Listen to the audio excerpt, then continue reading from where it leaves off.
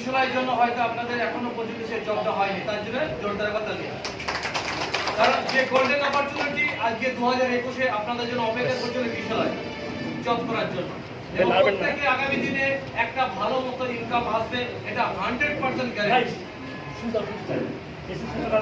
আপনারা তো আপনারা স্যাটিসফাইড? আমাদের যে সিনারিগুলো কথাগুলো বলছেন, আপনাদের আমাদের কথাগুলো ভালো লাগছে তো? Yes or no? Thank you. আমি অভিজিৎ চৌধুরী বলার আগে এমন একজন ব্যক্তিকে আমি ডাকবো 2 মিনিট বলার জন্য। স্যার, আমি পারমিশন চেয়ে নিচ্ছি। তুষার সেন শর্মাকে প্লিজ কাম ইন। স্যারকে আসার জন্য অনুরোধ করছি। স্যারের জন্য একবার ছোট্ট একটা হাততালি হয়ে যাক।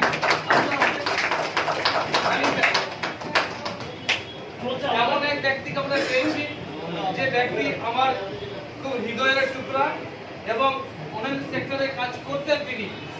যাক, আমরা যেহেতু রয়েছি সেক্ষেত্রে আমাদের ডাকে কিন্তু এসেছেন অনেক দূর থেকে, পরিচয়টা আমি জেনে নেবো স্যারের কাছ থেকে, এবং খুব অল্প দিনে এসেছেন এবং বড় ধরনের টার্গেট রামপুরহাট থেকে শুরু করে আরো অন্যান্য ডিস্ট্রিক্টে উনি অ্যাচিভমেন্ট করতে চলেছেন, বিভিন্ন ব্রাঞ্চগুলো ওপেনিং করবেন। সেই টার্গেট নিয়ে আজকে এসেছেন এবং সম্পূর্ণভাবে স্যারদের সঙ্গে বসে আরো বিস্তারিতভাবে জেনে বুঝে কাজটা করতে চাইছেন। সেই জন্য আজকে ট্রেনিংয়ে সুব্যবস্থা করানো হয়েছে। তো প্লিজ স্যার, সময় নষ্ট না করে আমি 2 মিনিট বলার জন্য অনুরোধ করছি। তার জন্য একবার জোরদার তালি আসতে হবে।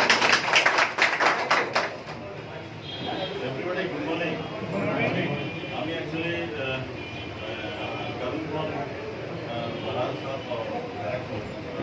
কোম্পানি আমার ছিল আছে ইন্টারন্যাশনাল মার্কেটে প্রোডাক্টের উপরে ছিল আয়ুর্বেদিক। তো আমি ছিলাম ওখানে অ্যাকচুয়ালি মার্কেটিং ডাইরেক্টর ছিলাম। আছি আলটিমেটলি আমি রিজাইনও করেছি, তো অ্যাকসেপ্ট করেনি। তো আমি বেশি বলবো না, জাহাঙ্গীর ফাঙ্গির আমার সাথে ছিল, অনেক পুরনো বছর রয়েছে, তো এরা সবাই আমার পরিচিত। আমাকে আমার পাপসদা বলে একজন আছে, আমাদের টিমেই ছিলেন, আমাদের কোম্পানিতেই ছিলেন। তো উনি আমাকে বললেন যে একবার দেখুন, যেহেতু ব্যাংকিং সেক্টর আর এটা জাস্ট বন্ধনের মতন নিধির সাথে যখন আছে তখন তো চিন্তা করার কিছু নেই, এটা আজ নয় কাজ ব্যাংক হবে, অ্যাজ বিকজ আমাদের আরবিআই এর একটা পার্ট নিধি। তো নিধি যখন আমাদের সাথে আছে, আমাদের যা ক্রাইটেরিয়া যদি দেবে নিধি, সেটা যদি ফুলফিল করি ডেফিনেটলি উইল গেট ব্যাংক। তো আমাদের ব্যাংক হবে। তো যেহেতু এরা জাহাঙ্গীর বা যা বললেন, তো যেহেতু ফার্স্ট কাম ফার্স্ট সার্ভ, প্রথমে এসছেন আপনারা, ডেফিনেটলি আপনারা এখানে অনেক অপরচুনিটি পাবেন। এবং আমি আপনাদেরকে বলবো যে দেখুন, প্রথমেই আমি এত পাবো এত করে না চিন্তা করেন, ধৈর্য রেখে কাজটা করবেন। পাবেন তো আজ নয়, কাল তো পাবেনই। তো ধৈর্য রাখতে হবে। এবং যেহেতু সেক্টরটা একটা ব্যাংকিং সেক্টর, আজকে ব্যাংকিং সেক্টরে যদি আপনি এন্ট্রি নিতে যান, তার যে কত মানে কাজকর্মটা হবে এবং তার যে এক্সামিনেশন, তার যে যাবতীয় জিনিস, সেটা তারপর থেকে গভর্নমেন্টের ব্যাংক। হ্যাঁ স্যার, সবাই পারবেন, পাবেন, কিন্তু এটা যখন ব্যাংকে চলে আসবে তখন আপনারা সবাই তোর মধ্যে ইনভলভ হবে, অটোমেটিক্যালি ইনভলভ হবে, এখানে তো কোনো ডাউট নেই। সেই জন্য অ্যাজ পার মাই সাইড আমি আপনাদেরকে এই অ্যাডভাইস করবো যে প্লিজ এনাদের কথা শুনুন, এনারা যা বলছেন কোনো বাজে বাজে কথা না। আর যেটা বলবো জাহাঙ্গীর, যে প্রথমে নিজে স্যাটিসফাইড হবে, তারপরে এন্ট্রি করবে। আর এটা স্যাটিসফাইড হওয়ার একদম 100% জায়গা যদি বুঝতে পারে, আর যে বুঝবে না সে স্যাটিসফাইড হবে, এটাও কনফার্ম। সেই জন্য বেশিক্ষণ টাইম দেবো না। Thank you very much to everyone.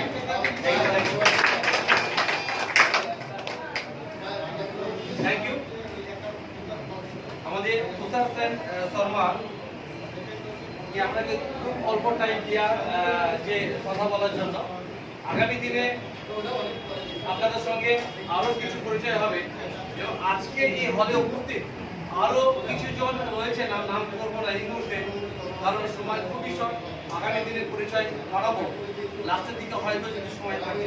তো এই মুহূর্তে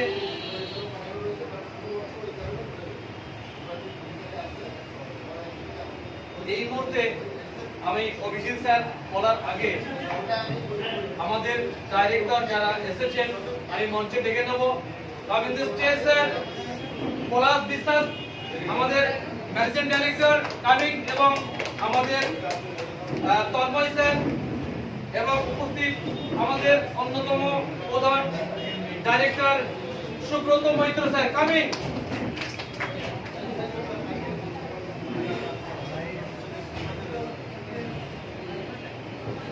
এর মধ্যে স্যাররা আসছেন, আমরা প্রত্যেকে মনোযোগ সহকারে আমাদের ক্যাপ্টেনার অভিজিৎ চৌধুরী আমাদের আজকের যে মিটিংয়ের মেন যিনি আমাদের ট্রেনার আমাদের অভিজিৎ চৌধুরী বলবেন। স্যার আপনাকে বলার জন্য অনুরোধ করছি। Thank you.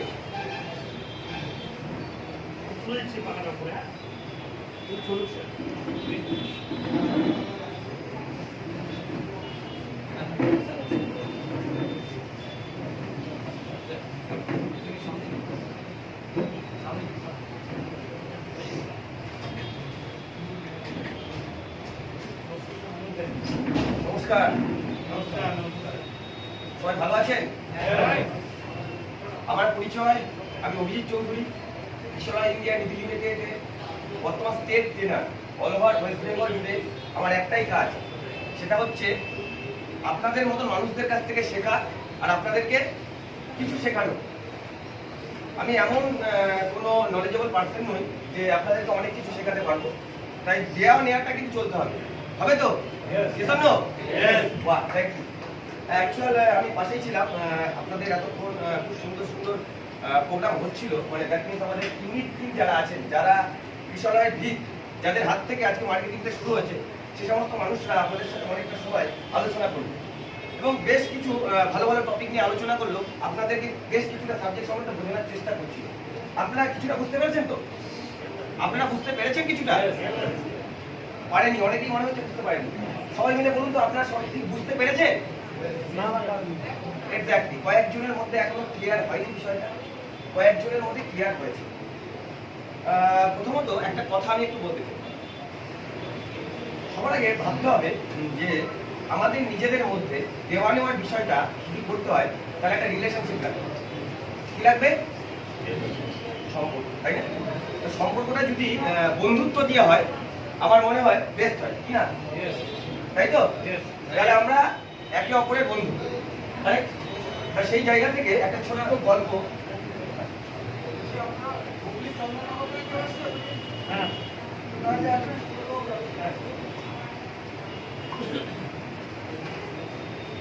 একটা ছোট্ট স্টোরি দিয়ে শুরু হোক। গল্প শুনবেন? গল্প স্যার, ম্যাডাম, গল্প ভালো লাগে? ভালো লাগে না? কারণ আসলে এই অভ্যেসগুলো ছিল ছোটবেলায়, যখন অনেক সময় ঘুম আসতো না, ঠাকুমা কোলে নিয়ে গিয়ে ঘুম পাড়ানোর জন্য গল্প শোনাতো, ক্রীড়া শোনাতো। এই অভ্যেসগুলোতে আমরা একটা বাচ্চা থাকতাম, বাচ্চা শিশু। কেউ একজন মহান ব্যক্তি বলেছে, বাচ্চে মনকে সচ্ছে। জীবনে যতদিন শিশু থাকবে ততদিন শিখতে পারবে, আর যেদিন লার্নিং ভুলে যাবে সেদিন আর্নিংটাও চলে যাবে। তা লার্ন এবং আর্ন মধ্যে একটা সুন্দর সম্পর্ক আছে। এই কারণে শিশু থাকতে হবে, বাচ্চা থাকতে হবে। কারণ আজকে একটা স্বাভাবিক জিনিস চিন্তা করি, বর্ণ পরিচয় আমরা সবাই করেছি তো? করেছি। অ থেকে চন্দ্রবিন্দু অব্দি যদি এখন অনেককেই বলতে হয়, মানে আমরা তো অনেক বড়ভাবে নিয়ে যেতে, তাই না স্যার? অনেকেরই ক্ষেত্রে একটু জায়গায় আটকে যেতে পারি, পারি তো? কিন্তু ডিগ্রি আমাদের অনেক আছে, হ্যাঁ। কিন্তু এই ব্যাপারটা যদি একটা বাচ্চা শিশুকে বলা হয়, সে তো কমপ্লিট করবে। দু চারটে মোটা মোটা বইও যদি তাদেরকে দিয়ে দেন, হয়তো সে কিছু বোঝেও না, তাও উল্টে পাল্টে দেখার চেষ্টা করবে, কারেক্ট? এবং আমাদের যদি বলে আজকে অ কথাটা পড়, হচ্ছে না কমপ্লিট, একবার রিভাইজ কর, একবার বর্ণ পরিচয়টা দেখ, আমরা কি বলবো? আজ আবার বর্ণ পরিচয়, স্যার, তাই তো? আজ আবার বর্ণ পরিচয়। তার মানে শিশুর ভাবে থাকলে আমরা শিখতে পারি, আর বড় হয়ে গেলে কিছু শিখতে পারি না। যেটুকুনি শিখেছি সেটুকুনি আস্তে আস্তে আস্তে আস্তে চাপে প্রেশারে করে বেরিয়ে চলে। চলুন, খুব ভালো লাগছে আজকে আপনাদের মাঝখানে উপস্থিত হতে পেরে, সত্যি খুব সুন্দর। কারণ বিষয়টা যেদিন শুরু করা হয়েছিল, গুটি গুটি পায়ে বিষয় চলেছিল। এই হলটা এখনো ফুলফিল করার মতন পরিস্থিতিতে আজ এসে দাঁড়িয়েছে। এবং সত্যি মানে আজকে প্রাউড ফিল করছি যে আপনাদের মতো মানুষরা এখানে উপস্থিত হয়েছে। Actual কৃষলয় India Nidhi limited, কৃষলয় India Nidhi limited এর টোটাল প্রজেক্টটা এর মধ্যে আছে। কৃষলয় ইন্ডিয়া নিধি লিমিটেড এর পুরো প্রজেক্টটা এর মধ্যে আছে। কৃষলয়টা তাহলে কি? কৃষলয়টা কিচ্ছু না, কৃষলয়টা হচ্ছে একটা ব্র্যান্ড যার জন্ম 2012 সালে হয়েছিল, যার মূল কাজ একটা ট্রাস্টি হিসাবে তৈরি করা হয়েছিল। মূল কাজ ছিল সেবামূলক কার্যকলাপ, আর তার পাশাপাশি কি মহিলাদের গ্রুপ তৈরি করা এবং তাদেরকে ছোট ছোট স্কেলে লোন প্রোভাইড করা। এইভাবে কৃষলয় চলা। এটা চলতে চলতে দীর্ঘ 6 বছর তারা যখন মার্কেটে একটা ভালো রকমের অলরেডি ডেভেলপমেন্ট করে ফেলেছিল লোনের সাবজেক্টের উপরে, তখন হঠাৎ করে চিন্তা আসলো যে সিকিউরিটির জায়গা কি আছে, আধার কার্ড, ভোটার কার্ড, প্যান কার্ডের উপরে লোন দিয়ে দিচ্ছি, আউটস্ট্যান্ডিং এর জায়গাটা অনেক বেড়ে যাচ্ছে। এবং যে মহিলা 5,000 দিয়ে শুরু করেছিল বা যে গ্রুপ 50,000 দিয়ে শুরু করেছিল, আজকে ডেটে পার হেড ওয়াইজ সেটা 1 লাখ টাকা মানে 10 লাখ টাকা গ্রুপ দাঁড়িয়ে গিয়েছে। কোনো একটা কারণে যদি গ্রুপ লোন না ক্লিয়ার করে সেক্ষেত্রে লিগালি কি করা যাবে? লিগালি করার জায়গা একটাই, আইন করে টানাটানি কোর্ট অব্দি নিয়ে আসা, তারপরে যদি সে সারেন্ডার করে হবে না, পাচ্ছি না, কি করা যাবে, কিচ্ছু করার নেই। এই জায়গাটাকে স্ট্রং করতে গিয়ে দৌড়াদৌড়ি, দুটো রাস্তা ছিল। একটা রাস্তা ছিল মাইক্রো ফাইন্যান্স করা, কিন্তু তাতেও সিকিউরিটির জায়গা কিছু নেই, ওই রকমই আধার কার্ড, প্যান কার্ড, ভোটার উপরে কাজ। আর একটা জায়গা ছিল, সেটা হচ্ছে নিধি। এবং আমরা খুব লাকি যে আজকের ডেটে যে পজিশনে এসে আমরা দাঁড়িয়ে আছি, কৃষলয় 3 ফাইন্যান্সিয়াল ইয়ার নিধিতে দাঁড়িয়ে কমপ্লিট করেছে। একই পিএস এর মধ্যে নিধিতে দাঁড়িয়ে কাজ করতে হয়, কারণ নিধির আইন কানুনগুলো খুব শক্ত। নিধির জন্ম আজকে ওয়েস্ট বেঙ্গলে কৃষলয় ইন্ডিয়া নিধি লিমিটেডের হাত দিয়ে, এবং আজকে যেটা মাইক্রো ফাইন্যান্সের যেমন জন পশ্চিমবঙ্গে বন্ধনের হাত দিয়ে, তাকে দেখে অনেকে কাজ করছে, আজকে কৃষলয়কে দেখেও অনেকে কাজ করা শুরু করেছে। কিন্তু বিষয়টা কোনখানে? বিষয়টা হচ্ছে মাইক্রো ফাইন্যান্স যেটা ওন ফান্ড বা ব্যাংক ফান্ড নিয়ে আপনি চলছেন, যদি কখনো ডুবে যায় আপনি ডুববেন, তাই না স্যার? কিন্তু ব্যাংকিং সিস্টেম বা নিধি সিস্টেম এটা শুধুমাত্র ওন ফান্ডের উপরে কাজ নয়। ওন ফান্ড তো অবশ্যই লাগবে, তার সাথে লাগবে ব্যাংকিং ফান্ড এবং থার্ড পাবলিক ফান্ডিং। যদি ডুবে যায় তাহলে কিন্তু একদম নিচের দিকেই ডুববে। তাই ডেভেলপমেন্টটা প্রচন্ড স্ট্রংলি রাখতে হয়। 3 বছরটাই প্রথম নিধির জন্য প্রচন্ড কঠিন, কারণ প্রথম 3 বছর আপনি যখন নিজেকে ব্যাংক ভাবে পরিচয় দেবেন বা ব্যাংকিং পরিষেবার পরিচয় দেবেন, তখন আপনার কাছে দেখানোর জন্য কিচ্ছু না। দ্যাট মিনস আপনার কাছে মিনিমাম আইএফএসসিটাও থাকবে না। কিন্তু আজকে আপনারা যে সময় দাঁড়িয়ে আছেন, যদি আমি আপনাকে বলি যে আমি ব্যাংকিং পরিষেবা দিচ্ছি, আমি ব্যাংক চালাচ্ছি, আপনারা অবশ্যই সেটাকে বুঝবেন বা মানবেন। কেন মানবেন? কারণ কোনো কোম্পানি নিশ্চয়ই আইএফএসসি কোড ইউজ করে না। Yes or no? বলুন তো, কোনো কোম্পানি আইএফএসসি কোড ইউজ করে? নো, কখনোই করে না, তাই না স্যার? কোনো কোম্পানি সেভিংস অ্যাকাউন্ট ওপেনিং করে? করে না স্যার। কোনো কোম্পানি আরডি এমআরএস করতে পারে বা যদি ধরলাম নাও করতে পারে, এফডি, তার পাশাপাশি লোন। কি ধরনের loan? Personal loan, gold loan, business loan, mortgage loan. এগুলো কোনো কোম্পানি করে স্যার শুধু? কারেক্ট? তাহলে এই পরিষেবাগুলোকে দেয় একটা ব্যাংক দেয়। সেম নাও একটু এক্সাম্পল দিয়ে দিই।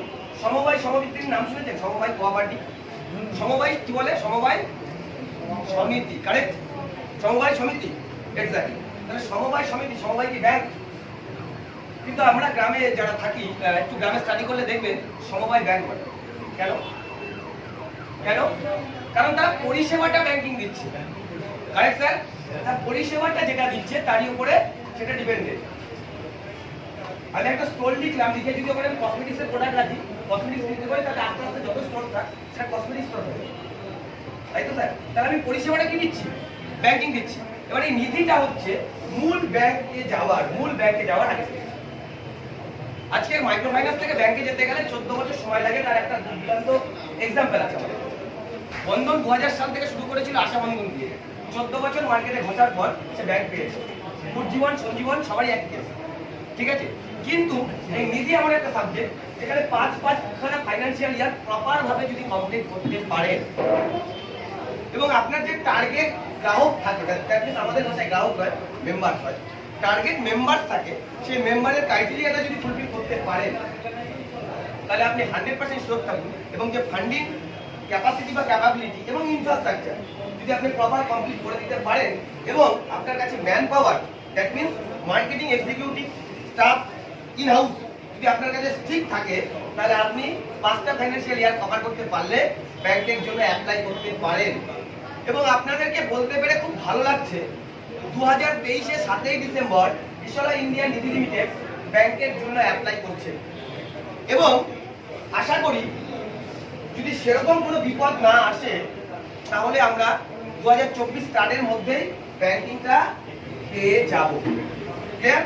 এবং আজকে আপনারা যারা এখানে উপস্থিত হয়েছেন খুব সিরিয়াস হয়ে যান, খুব সিরিয়াস। আগে কি পেয়েছেন, কি দেখেছেন, কি করেছেন সব কিছু ভুলে যান, কারণ এখন যেটা পাচ্ছেন এই সাবজেক্টটা টোটালি ইউনিক। আমাদের অনেকের মধ্যে এই ইচ্ছা ছিল, স্বপ্ন ছিল ছোটবেলা থেকে, জীবনে একটা ভালো কিছু করবো, একটা রেপুটেশনের জায়গা তৈরি করব, মানুষের মধ্যে এমন কোনো কাজ করে দেখাবো। অনেকে ছিলাম, অনেক বড় চিন্তা করেছিলাম, কিন্তু সব থেকে বড় লাখকে বিশ্বাস করেন? কপাল মানেন স্যার? লাখকে মানেন? কজন মানেন লাখ? স্যারও মানেন, আমিও মানি, কিন্তু লাখটা কি? ঘরের মধ্যে বসে থাকলেন, কিচ্ছু করলেন না, ভাই কপাল সব। লাখ হচ্ছে ডেভেলপমেন্ট। লাখটা কি? লাখ হচ্ছে একটা ওয়েল অ্যাসোসিয়েশন পাওয়া। কি পাওয়া স্যার? ছোট্ট করে একটা এক্সাম্পল দিই। ধরুন এখানে এতজন উপস্থিত আছে, সবার সাথে আমার ইন্ডিভিজুয়াল পরিচয় নেই, কারণ কিছু মানুষের সাথে আমার ইন্ডিভিজুয়াল পরিচয় আছে, ঠিক আছে? কোনো একটা মানুষের মাধ্যম থেকে আমি একটা সুযোগ পেলাম, সেই সুযোগটা সঠিকভাবে ইউটিলাইজ করলাম, এবং ইউটিলাইজ করার জন্য আমার ফিউচারটা চেঞ্জ হয়ে গেল। ওটাকে কি বলবেন? কি বলবেন স্যার? কি বলবেন? লাখ। তাহলে পৃথিবীতে আমার একটা কথা আছে যে লাখ কাদের পেছনে থাকে? যারা সাহসী ব্যক্তি, যারা জীবনে মানসিকতা তৈরি করেছে যে জীবনে যা কিছু হয়ে যাক আমি কিছু তৈরি করব, তার জন্যই লাখ আছে। ঠিক আছে? তা বিষয়টা হচ্ছে ওইখানে লাখের ফান্ডাটা আসল। তা আপনারা প্রত্যেকে এখানে এসেছেন, সবাই লাকি, কারণ আমরা সরাসরি কেউ আসি, কোনো না কোনো লাকি পার্সন আমাদেরকে এখানে নিয়ে এসেছে। এসো না, সেই ব্যক্তির জন্য একটা যোদ্ধা ক্লাপিং হোক, সেই লাকি হোক। এই হচ্ছে বিষয়। সিরিয়াস এই কারণে হতে বললাম, আমরা যে পার্টটার উপরে কাজ করছি এই পার্টটা অন্যান্য সাবজেক্টের মতো না। এখানে আপনি আদার্স অনেক সিস্টেমে আপনারা হয়তো কাজ করে থাকতে পারেন, সাপ্লিমেন্টারি কোনো প্রোডাকশন করতে আসেন। দেখছেন কি স্যার? আসেন। এখানে আপনারা কি করতে এসেছেন? কি করতে এসেছেন? একটা ব্যাংকিং সিস্টেমের সাথে যুক্ত হয়েছে এবং সেই সিস্টেমের কাজটাকে করতে এসেছে। এবারে কাজটা কি?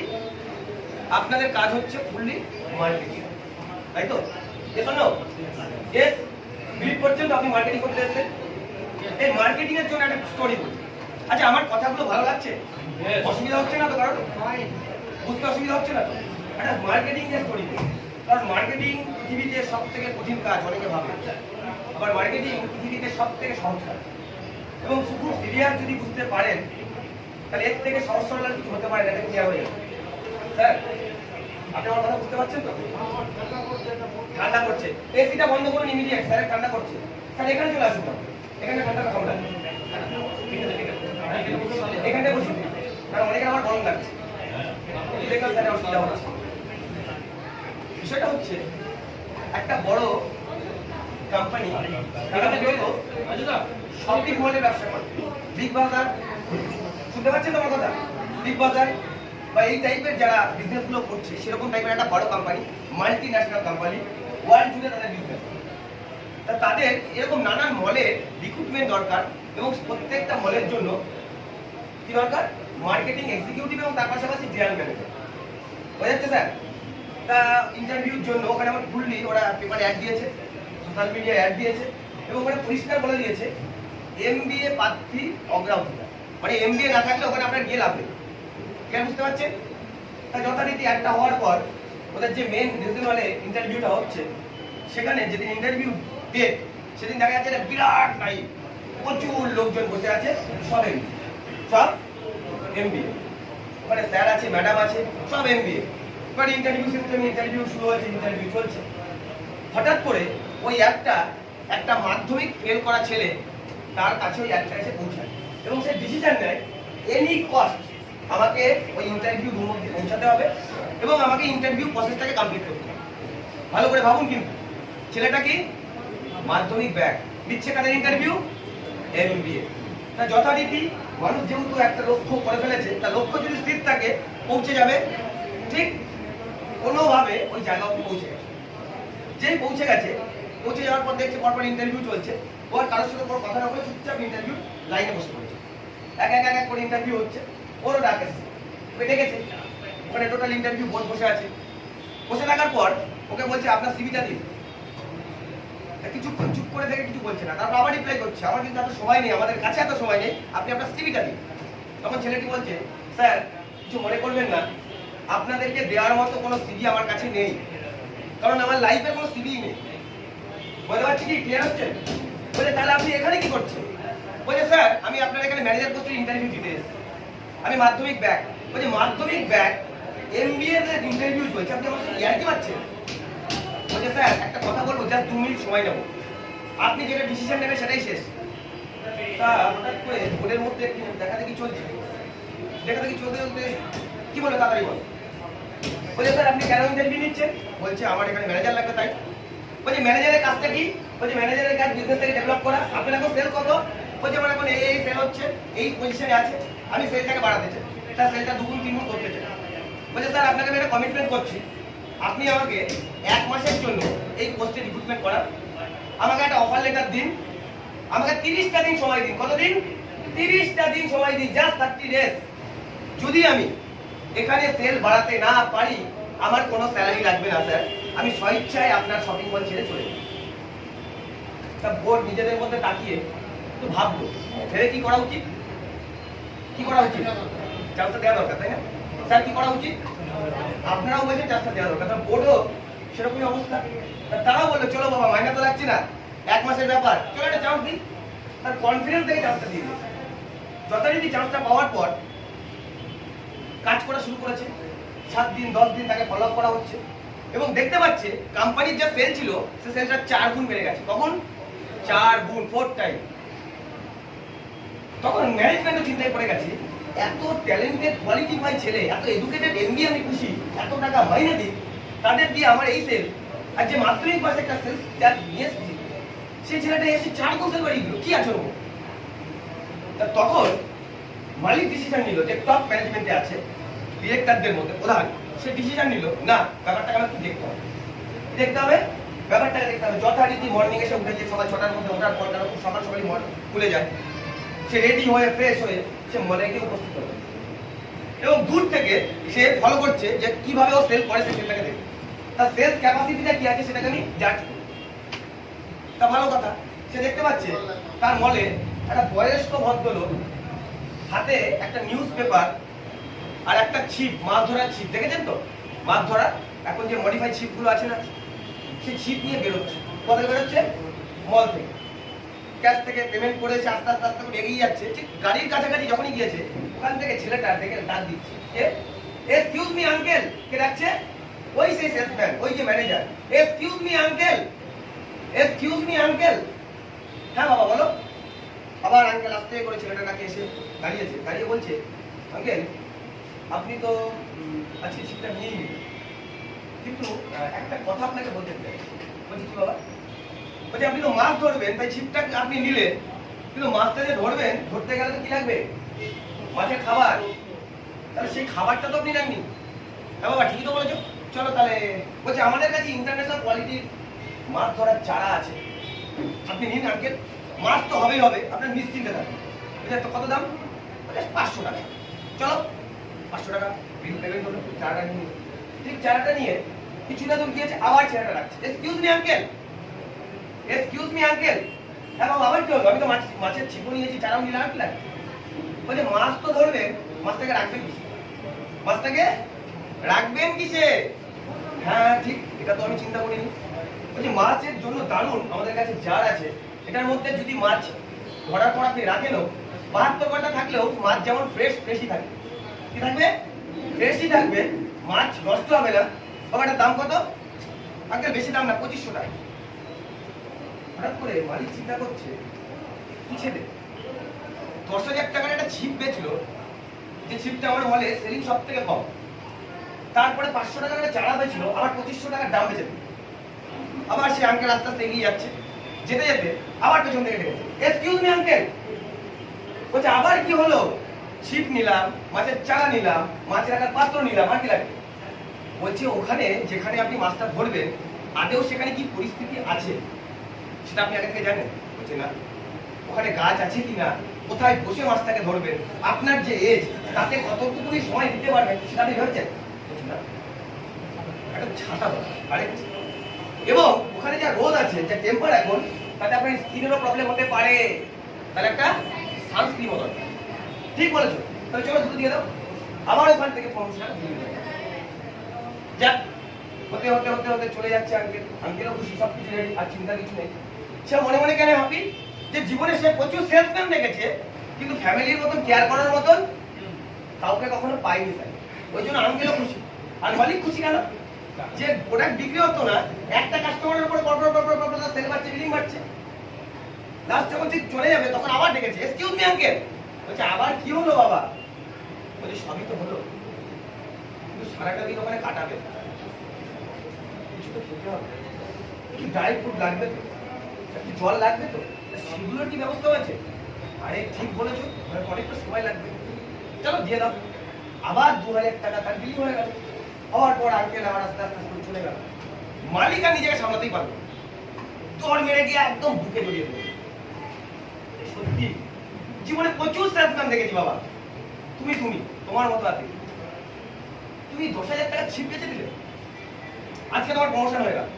তোমার এখানকার ম্যানেজার হতে হবে না, তোমাকে পুরো কোম্পানিকে চালাতে হবে। চুপ, সেটা কিছু বলছি না। 10,000 টাকা ছিপ মানে? বলছে 10,000 টাকা ছিপ মানে ব্যাপারটা বুঝলাম। বলছে ওই যে বয়স্ক লোকটা আসলো, এই বিল করে নিয়ে গেল। বলছে না তো, উনি তো সকালবেলা এসেছিল, রবিবার কি করে টাইম পাস করবে তার কাছে জানা নেই, ভাবতে পারছি না কি করবে, একটু বয়স হয়ে গেছে। একটা নিউজ পেপার পড়তে, মানে একটা নিউজ পেপার নিতে, সেই নিউজ পেপারটা পড়ে সারাদিনটা কাটাবে বলে। তা নিউজ পেপারটা সে যখন 5 টাকার কিনলো, তখন তাকে আমি সাজেশন দিলাম যে এই দিনটা কাটাতে গেলে আপনি মাছ ধরতে পারেন। তা তখন সে ইন্টারেস্ট হলো, মাছ ধরতে গেলে কি লাগবে, ছিপ লাগবে। তখন সে ছিপটা নিল, এসেছিল কি করতে, একটা নিউজ পেপার। ব্যাপারটা হচ্ছে এই যে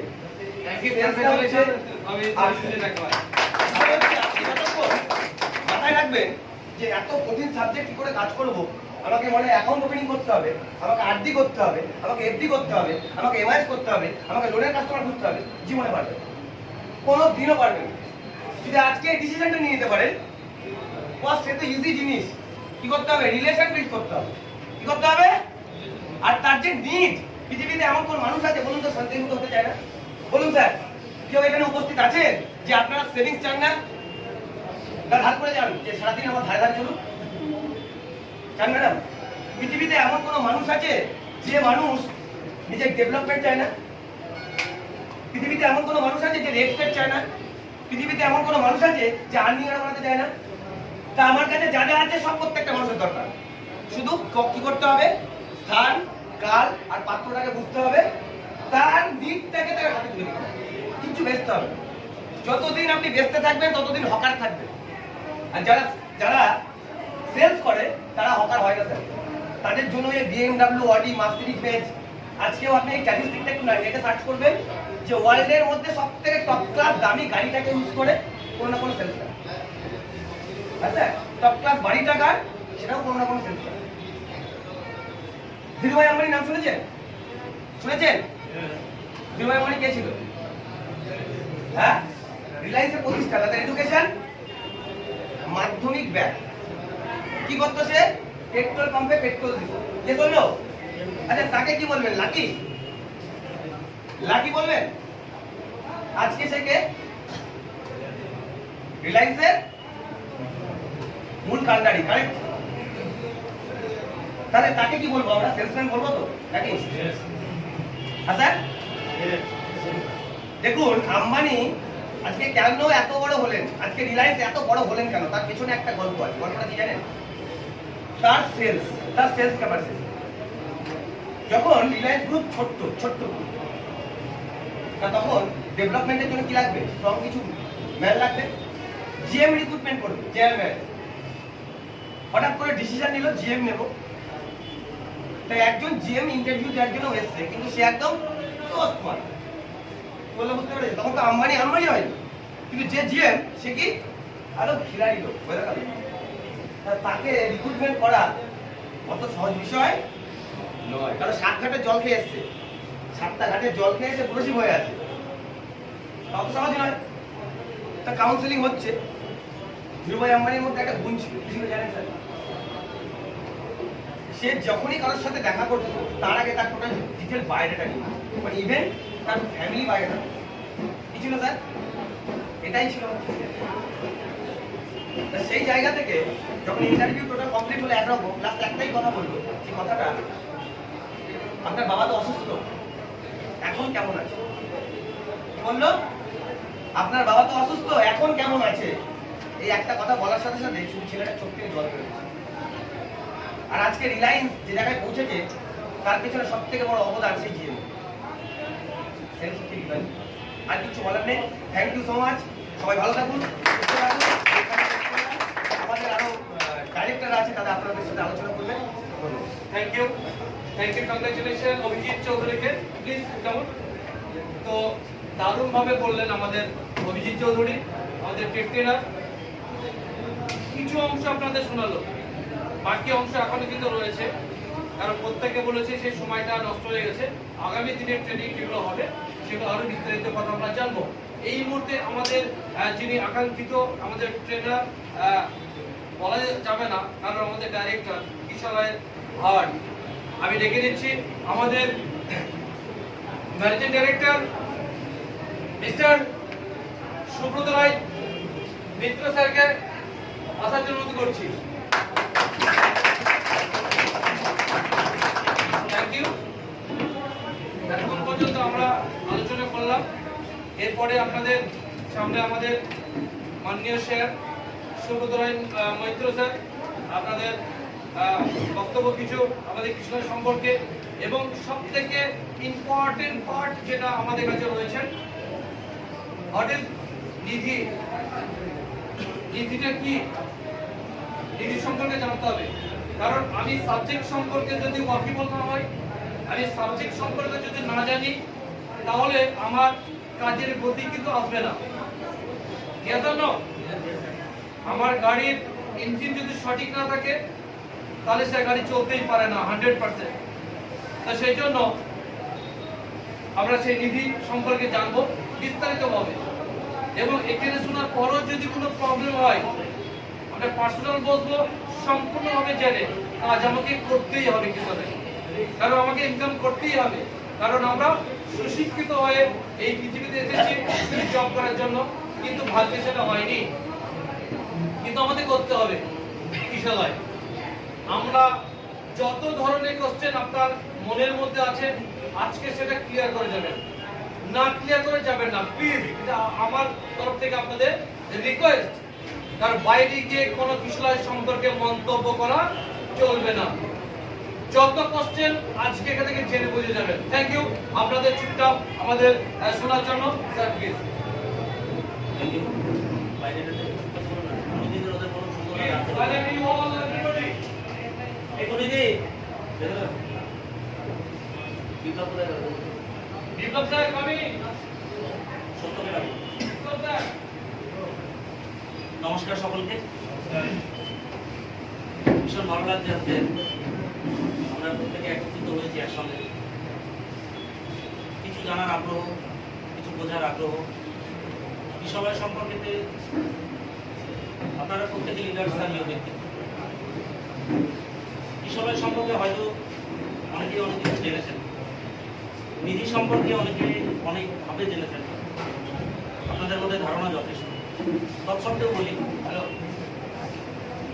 ওয়েস্ট বেঙ্গলে এই নিধি কনসেপ্টটাকে নিয়ে প্রথম কালচার করে কিশোর ইন্ডিয়া নিধি লিমিটেড, এবং অত্যন্ত আনন্দ লাগে কথাটা বলতে যে ওয়েস্ট বেঙ্গলে এই কালচারটাকে স্টার্ট করি আমি শুধু।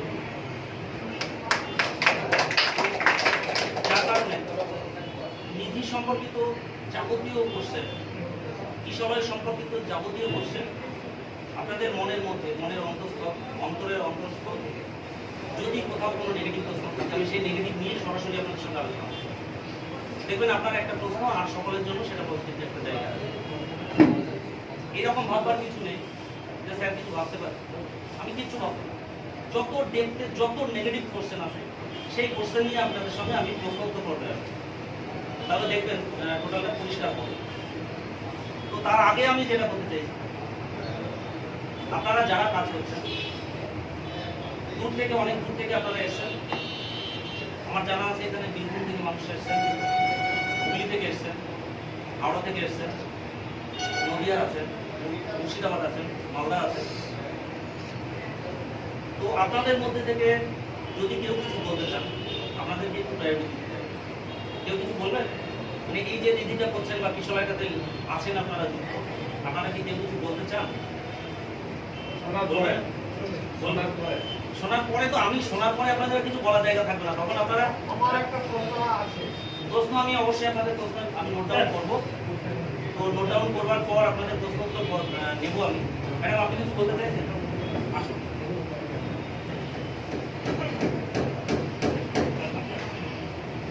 রাজুদা, এসি দুটো চলছে না? স্যার একটা এসি বন্ধ করা আছে। চালিয়ে দিতে হবে, ফ্যানের জন্য সাউন্ড ডিস্টার্ব হচ্ছে। ফ্যানটা বল অফ করে এসিটা করে হ্যাঁ সেটা দিয়ে অফ করো। ফ্যান দিয়ে অফ করো। হ্যাঁ ঠান্ডা লাগে। ফ্যানটা বন্ধ করে দিলে ফ্যানটা বন্ধ করে দিতে ফ্যানটা বন্ধ করে দিলে ফ্যানটা এখন না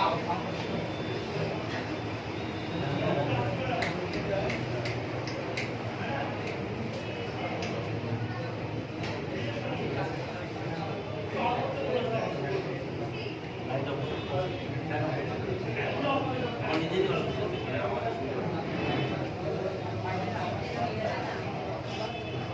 হ্যালো তপন বাবু, বাইরে সাউন্ড হচ্ছে।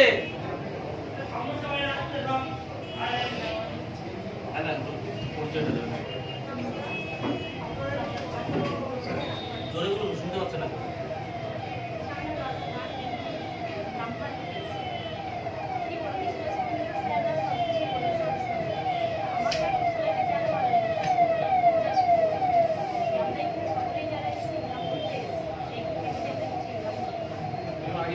স্যার চালিয়ে জোরে বলুন।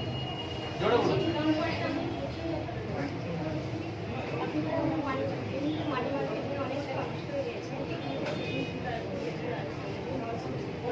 বলুন, কেউ কিছু শুনতে পাচ্ছে না। পরে গলা শুকিয়ে গিয়েছে।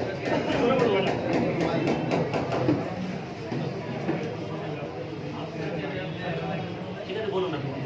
জাস্ট বেশি কথা বলবো না, দু চারটে কথা বলবো। আমার যেটা ভালো লেগেছে আমি সেইগুলো শেয়ার করছি যে আমি কেন এসেছি। আমরা সবাই কিছু না কিছু সাবজেক্টে ছিলাম। আমি একটা প্রোডাক্ট মার্কেটিং তাড়াতাড়ি ছিলাম। আর সবাই কিছু না কিছু চাই। তো সব কিছু মিলিয়ে হচ্ছে আমাদের ইনকাম করা, যে আমরা কিছু করতে চাই, ইনকাম করতে চাই, ফ্যামিলি কিছু করতে চাই। তাই কিশোরায় আমি অ্যাডমিট করেছি। এখানে কিশোরের মেম্বারশিপ হওয়ার জন্য 520 টাকা লাগছে। 520 টাকাটা একটা ভ্যালু আছে, যে 520 টাকাতে একটা সেভিংসে 500 টাকাটা আমাদের জমা থাকছে। তো তাহলে ওই টাকাটা আমারই টাকাটা আমাদের সেভিংসে জমা থাকছে। প্লাস 10 টাকা একটা নিজে শেয়ার দিচ্ছে। যে শেয়ারটা এখন 10 টাকা মূল্য আছে, কিন্তু আগামী দিনে এটা 2 লাখ টাকা 2 লাখ টাকাও হতে পারে। একটা ফলে তার সঙ্গে শেয়ারটা বাড়বে। আর 10 টাকা সাথে একটা রেজিস্ট্রেশনের জন্য আছে, জাস্ট 10 টাকাটা আমাকে যায়, বেশি কিছু যায় না। বলে দেখা যায় যে এটা 300 অফিস থেকে চলছে, কিন্তু এরা পারমিশন দিয়েছে বিভিন্ন জেলা ভিত্তিক একটা করে অফিস করতে। যেন আমি ভেবেছি আমার রামঘাটে একটা ব্যাংক হবে, একটা রামঘাট থেকে আমার বড় ব্যাংক হবে। আমার এলাকা, তাহলে আমার এলাকায় যে ব্যাংকটা করতে হবে তার একটা কিছু স্টাফ লাগবে। সেই স্টাফগুলো আমার এলাকায় হতে পারে, সেটা আপনার আমার বাড়ি থেকেও হতে পারে। প্লাস যে ব্যাংকটা করতে গেলে কিছু কাস্টমার দরকার। একটা ব্যাংক করতে হয় না, কিছু কাস্টমার দরকার। যে কাস্টমারটা করতে গেলে যে কাস্টমারটা আমাদের মাধ্যমে হবে, তার জন্য আমরা কী হবে, সবই তো বলে দিতে আমরা কী হবে সেটাও আমাদের দিতে হবে। আমি নিজে যখন একটা সেভিংস করলাম, তাতে একটা সেভিংস খাতে প্লাস শুধু 5টা মানুষ বলে কিছু মানুষ প্রতিদিন ম্যানের পেছনে আমি 4 টাকা করে পাবো। আমার 3 টাকা পাবো। যদি আমি 5টা ম্যানকে বলি, হিসাব করে দেখুন 5 জন যদি করে 4-5 টাকা 2 টাকা প্রতি মাসে পাচ্ছে। তাহলে যদি প্রতি মাসে 2 টাকা পায়, তারা যদি 5টা করে তাহলে পরের মাসে 25 টাকা হলে 100 টাকা পাচ্ছে। পরের মাসে 125 টাকা হলে সেখানে 500 টাকা পাচ্ছে। এরকম সেভিংস যদি আমি ক্যালকুলেশন করি, 9 মাসে আমাদের 72,000 টাকা সেভিংস থেকে ঢুকছে। ওই ইনকামটা আমি পেলাম। আমি আমার ইনকামটা বুঝে আমি এখানে এসেছি, আমি এখান থেকে পাচ্ছি। প্লাস কি একটা সেভিংস হলো, ওই যদি আপনি আমার মারফতে একটা আমাদের কিশোরের একটা সেভিংস অ্যাকাউন্ট করার পরে আপনি 5টা মানুষকে বলে যদি আপনি 1000 টাকা ইনকাম করতে পারেন, তাহলে আমি যদি বলি আপনি আমার কিশোরে 1000 টাকা ইনকাম করেছেন, 300 টাকা সঞ্চয় করুন, নিশ্চয়ই আপনি করবেন। আপনারা আমি ইনকাম করিয়ে দিয়ে সঞ্চয় করতে বলছি, আপনি আপনার ফ্যামিলির জন্য সঞ্চয় করছেন। আপনার এরকম 50টা কাস্টমার রয়েছে, যে 300 টাকা করে সঞ্চয় করছে, তার জন্য যে কমিশনটা পাবো সেটাও আপনার অ্যাকাউন্টে ডিপোজিট দিতে হবে। প্লাস যখন আমাদের তখন যে লোনগুলো আছে, লোনগুলো আছে, আমি গ্রুপ লোনের কথা বলছি, 10,000 থেকে 2 লাখ টাকা যে লোনগুলো দেবে, তখন লোনগুলো মানে দেওয়া হবে। লোনগুলো আমরা যে যাদেরকে দেবো তাদের আমাদের আন্ডারে হবে, তাহলে আমাদের একটা কোড আছে, সেই কোডে হবে। 50 মানুষের যদি লোন দিতে পারি, 10,000 টাকা যদি দিতে পারি, তাকে একটা সিকিউরিটি জমা লাগে। সিকিউরিটিটা যে 2,000 টাকা হোক, 1,000 প্রতিটি ব্যাংকের একটা টাকা জমা লাগে।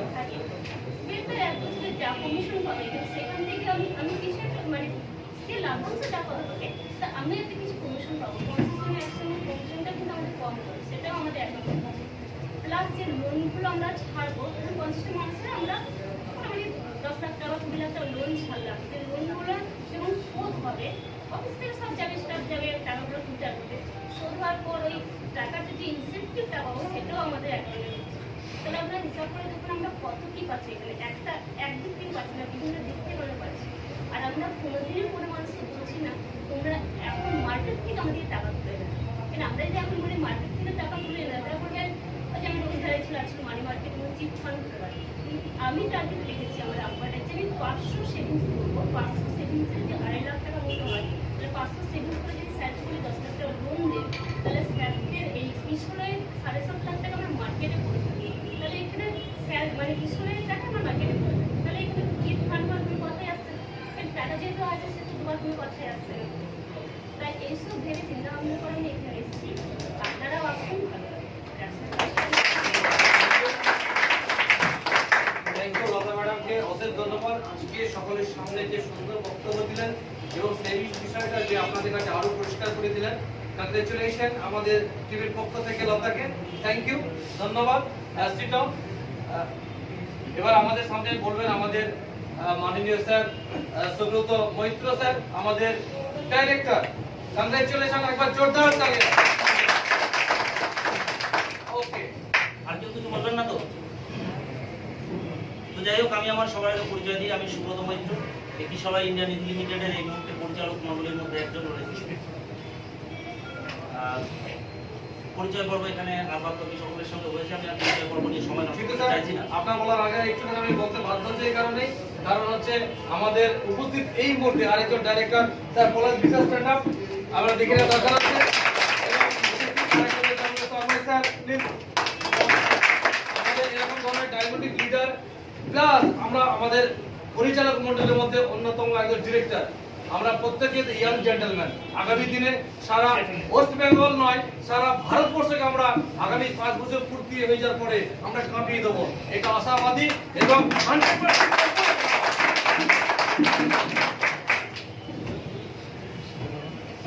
2-3 জনের সঙ্গে জাহাঙ্গীরবাবু পরিচয় করালেন, আমি একজনের সঙ্গে একটু পরিচয় করাবো। আমার একদম কিশোর ইন্ডিয়া নিধি লিমিটেডের আমরা যখন ব্যাক অফিসের এই স্টাফদের রিক্রুটমেন্ট করতে শুরু করি, আমাদের সঙ্গে একদম প্রথম সঙ্গ দিয়েছিলেন হিউম্যান রাইটসের একজন লেডি পার্সন, আমার পাশে ডানাতে বসা। আমি পুলিশ করে দেন। নমস্কার, বড়দের আমি প্রণাম জানাই, আর আমার যারা ছোট তাদের অনেক ভালোবাসা জানাই। আমি দুটো একটা কথা বলতে চাই। আমি মানবাধিকার কর্মী, তারপরেও নিধিতে কেন এসেছি? তার কারণ সমাজে সেবা করতে গেলে অর্থের প্রয়োজন, আর এই অর্থ না থাকলে তাহলে সমাজ সেবা করা যায় না। কেউ যদি হৃদয় থেকে কাউকে সেবা করতে চায় তাহলে তার সব থেকে প্রথম দরকার অর্থ। আমাদের মনে ইচ্ছা থাকলেও আমরা কিন্তু পারি না, কারণ অর্থ সংকট।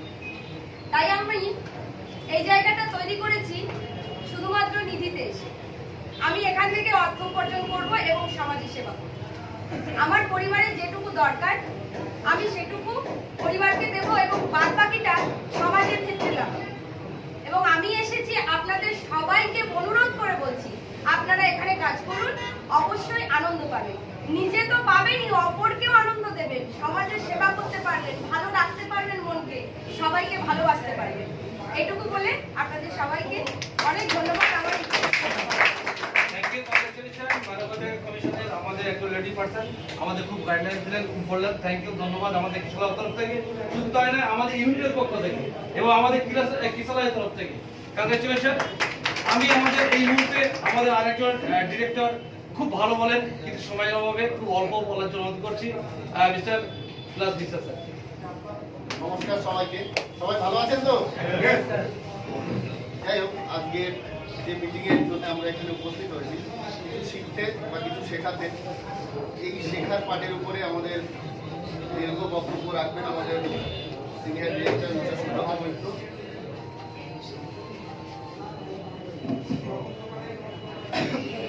আমি ছোট্ট একটি বিষয় আপনাদের সাথে শেয়ার করব। দেখুন, মানুষ তার মানুষ জীবনে যদি মারা যাওয়ার পরে বেঁচে থাকতে চায় তাহলে তাকে এমন কিছু করতে হয় যাতে সেই নামটা বেঁচে থাকে। আজকে দেখবেন যারা মহাপুরুষ রয়েছে তারা খুব বেশি কিছু না করে গেলেও বাট যেটুকু করে গেছে সেই নামটা কিন্তু আজকে বেঁচে রয়েছে। তো আমাদের মাধ্যম দিয়ে, এই বিষয়ের মাধ্যম দিয়ে আমরা এমন কিছু করে যেতে চাই যাতে আমরা মরে যাওয়ার পরে আমাদের নামটা বেঁচে থাকে। যেমন ধরুন, উদাহরণ দিলে বুঝতে পারবেন, আজকে চন্দ্রশেখর ঘোষ তিনি কি এমন সৃষ্টি করেছেন যে তার নামটা তিনি মরে যাওয়ার পরেও বেঁচে থাকবে। একটা মাইক্রো ফাইন্যান্স সিস্টেম, সেখান থেকে তিনি ব্যাংকে আজকে পদার্পণ করেছেন। তো আমরা যদি আমাদের সিস্টেমটাকে নিয়ে এইভাবে এগিয়ে যেতে পারি, তো আগামী আর সামনে 2 বছর যদি ঠিকঠাক আমরা কাজটা করতে পারি, তাহলে আমরাও ব্যাংকের জায়গায় যাব। যখন ব্যাংকের জায়গায় যাব, তখন পশ্চিমবঙ্গের মধ্যে অনলি কিশোরাই যে এই সিস্টেম থেকে ব্যাংকে পা দেবে এবং তার পরিচালক মণ্ডলীর মধ্যে আমরা থাকবো। এটা আমাদের গর্বের বিষয়। সেই জন্য আজকে এখানে উপস্থিত হওয়া সবাইকে একবার সংগ্রামী অভিনন্দন, ধন্যবাদ জানিয়ে আমি এই সংক্ষিপ্ত বক্তব্য শেষ করলাম। Thank you everybody. Thank you, congratulation. খুব ভালো বললেন স্যার, কিন্তু সময়ের অভাবে একটু বলতে হলো। আরো ভিতরে কিছু আছে কিন্তু সেগুলো শুনতে পারলাম না, নেক্সট দিনে আমরা শুনবো। এই মুহূর্তে আমাদের আরেকজন ডিরেক্টর রয়েছেন, একদম তরতাজা, আপনাদের ধারক বাহক পরিচালনার আগামী দিনে আরো টেনে নিয়ে যেতে পারবেন সেরকম ধরনের একজন ডাইরেক্টর, তন্ময় বিশ্বাস স্যার। আমি কিছু বলার জন্য অনুরোধ করছি। নমস্কার সবাইকে, গুড মর্নিং। আমি তন্ময় বিশ্বাস, কিশোর ইন্ডিয়া নিধি লিমিটেডের একদম কনিষ্ঠ ডিরেক্টর। তো আজকে আমার 28 বছর বয়স। এই বয়সে আমি ডিরেক্টর হতে পেরে আমি খুব খুশি। আমি যখন 14 সালে যখন আমি গ্রাজুয়েশন কমপ্লিট করি, তার 2 বছর আগের থেকে মানে 12 সাল থেকে আমাদের কিশোর ইন্ডিয়া নিধি লিমিটেডের যাত্রাপথ শুরু। সেদিন আমি সুব্রত বাবুর সঙ্গে, মানে আমি ছোটবেলা থেকেই সুব্রত বাবুর সঙ্গে থেকে মানুষ হয়েছি। তো ওনার নীতি আদর্শ সমস্ত কিছু দেখে আমি বুঝেছি যে এনার সঙ্গে থেকে আমি কিশোর ইন্ডিয়ার হাত ধরে যদি আমি যাত্রাপথ শুরু করি তো আমার আগামী ভবিষ্যৎ উজ্জ্বলের দিকে এগোবে। তো সেদিন থেকে আমি যখন কিশোর ইন্ডিয়া লিমিটেডের হাত ধরে আমি যখন যাত্রাপথ শুরু করি, আমার এত ছোট বয়সে আমার টার্গেট ছিল যে আমি একটা টাইম প্রচুর টাকা রোজগার করব। কিন্তু যখন আমি আস্তে আস্তে যখন আমার কিশোর ট্রাস্ট যখন আমার নিধিতে পৌঁছালো এবং আমি যখন জানতে পারলাম আগামী 23 সালে আমরা যখন পিওর ব্যাংকের জায়গায় পৌঁছাতে পারবো, তখন থেকে আমার চিন্তা ভাবনা একটু একটু করে পাল্টাতে শুরু করলো যে আমি নিজে রোজগার করব। এটা ভেবে আমি সুব্রত বাবুর কথা মতো আমি কিশোর নাম লিখিয়েছিলাম। তো যখন আমার নিধির লাইসেন্সটা আমরা পেলাম, তখন আমি বুঝে গেছি যে আমার রোজগারটা বড় ব্যাপার নয়। আমাকে টোটাল ওয়েস্ট বেঙ্গল বেস প্রত্যেকটা কোনায় কোনায় আমার এমপ্লয়ি রেডি করতে হবে এবং প্রত্যেকটা মানুষের রোজগারের জায়গাটা তৈরি করে দিতে হবে। এবং আজকে আমি ডিরেক্টর, আমি চাই আমার যেদিন আমি সাকসেস মনে করব সেদিনটা হলো আমার আজকে কিশোর ইন্ডিয়া নিধি লিমিটেডের যে 8টা ডিরেক্টর, আমি চাই এই 8টা ডিরেক্টরের জায়গায় ওয়েস্ট বেঙ্গলের আরো প্রচুর আপনাদের মধ্যে থেকে আমার এখানে যখন প্রচুর ডিরেক্টর রেডি হবে, সেই দিন আমি আমার নিজেকে সাকসেস মনে করব। আমি সেই অপেক্ষায় আপনাদের প্রত্যেকের মুখের দিক চেয়ে আমি ওয়েটে থাকবো। আমি আর বেশি কিছু বলবো না। এরপর আমার সুব্রতবাবু আছেন ডিরেক্টর, উনি বলবেন। আমি এই বলে আমার বক্তব্য শেষ করছি। নমস্কার। থ্যাংক ইউ, খুব দারুণভাবে কথা বললেন। সেই দিকে আমরা কিন্তু নজর রাখবো এবং সেই জায়গায় আমরা আগামী দিনে পজিশন নেব। আমাকে বলতে হবে একটা কথা যে আমরা যেদিন থেকে কিশোরাই শুরু করেছি, যে মুভমেন্টের কাজ শুরু করেছি, বিশেষত আমি জাহাঙ্গীর বিশ্বাস, জানুয়ারি 4 তারিখ থেকে আজকে ফেব্রুয়ারি 19 তারিখ, এই কটা দিন আমি গুনে গুনে কাজ করেছি। তো এই মতো অবস্থায় আমি সারা বেঙ্গলে এমন কোনো জায়গা নেই হয়তো সেখানে পদার্পণ করতে পারিনি, ফিজিক্যালি আমি সেখানে যেতে পারিনি। বাট আমাদের যারা আছে, আমাদের কলিগ, আমাদের নেটওয়ার্কার যে বেস, সেই বেস ধরে কিন্তু আমি চলে পেরেছি। শুধু আমি একবারই স্যারদের সঙ্গে গেছি কাকদ্বীপ, যেখানে কপিলবন্ধু আশ্রমে আমি ওই পর্যন্ত গেছি। এদেরকে স্যারের সঙ্গে আমি ঘুরে এসেছি, আদার্স আমি কোনো জায়গায় যাইনি। বাট আমি এই অফিস থেকে সারা বেঙ্গলে কিন্তু আমি আমার নেটওয়ার্কের মাধ্যমে কিন্তু সেই জায়গায় পৌঁছতে পেরেছি। আমি আজ খুব বড় হ্যাপি। তো সেই জায়গায় আমরা আপনাদের মধ্যে দিয়ে আগামী দিনে আমরা পৌঁছে দিতে চাই। কিশোরাই প্রত্যেকটা বাড়িতে, আমাদের ওয়েস্ট বেঙ্গলের প্রত্যেকটা বাড়িতে, সেই জন্য একটা প্রবাদ আমাদের এখানে আমরা সম্প্রচার করেছি, যেটা কিশোরাইয়ের আলো ঘরে ঘরে জালো। প্রত্যেকে এবার বলুন, কিশলয়ের আলো ঘরে ঘরে জ্বালো, কিশলয়ের আলো ঘরে ঘরে। মনের আশা যেটা আমাদের, সেটা বাস্তবে আগামী দিনে রূপ করবই। এটা আমাদের চ্যালেঞ্জ, জায়গার চ্যালেঞ্জ, এটা করবই আমরা। কারণ আপনারা বেকার যারা, সেই বেকারের যারা কিন্তু আপনারাই বলছেন। স্যার আমি 2 মিনিট বলতে চাইছি, তাদের কাছ থেকে অনুমতি নিচ্ছি, কারণ ভেতরে আমার অনেক জ্বালা আছে, তাই বলতে বাধ্য হচ্ছি। কারণ আমরা মানে বলতে গিয়ে অনেকের চোখে জল চলে আসে। মা বাবা কিন্তু প্রত্যেকটা মানুষ তার ছেলে মেয়ে একটা সঠিক রোজগার করার জন্য কিন্তু লেখাপড়া করেছে। মালদাতে যখন প্রোগ্রাম করছিলাম, একজন বলছিল যে স্যার সত্যি আপনাদের জন্য, আমাদের জন্য কি ভেবে এতদূর ছুটে এসেছেন? আমি ইয়েস। কেন? কারণ আজকে যে বাতাবরণ সৃষ্টি হয়েছে সারা পৃথিবীময়, বেকারত্বের যে জ্বালা, মানুষকে চিটফান্ড করে ভর্তি করে দিয়েছে, মানুষ ঘরে থাকতে পারে না, তারা সুইসাইড করেছে, এখনো পর্যন্ত অনেক বাড়িতে থাকতে পারে না, কিন্তু বেকারের জ্বালার জন্য তারা বিভিন্ন সেক্টরে কাজ করে গেছে। দুঃখ লাগে, সেই ফ্যামিলি ছেড়ে তারা চলে গেছে আজকে। তাদের শতকোটি প্রণাম জানাই।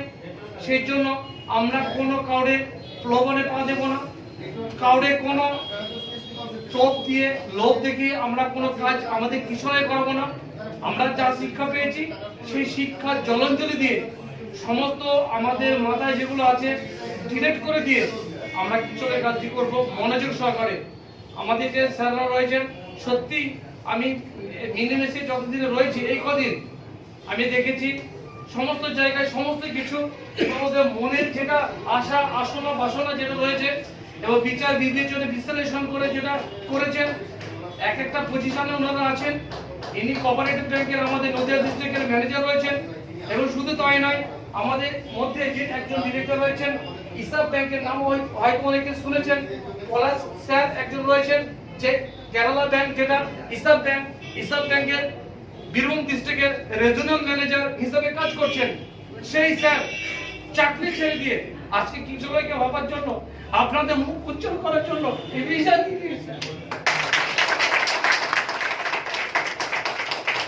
আপনাদের সেই বাস্তবিক করার জন্য। তো আমরা এই পথে কি মানে সাই দেবো আপনারা? Yes or no? আমাদের জয় করবই, আমাদের জয় হবে। তো এটা আমরা করব এই প্রতিজ্ঞাবদ্ধ নিয়ে।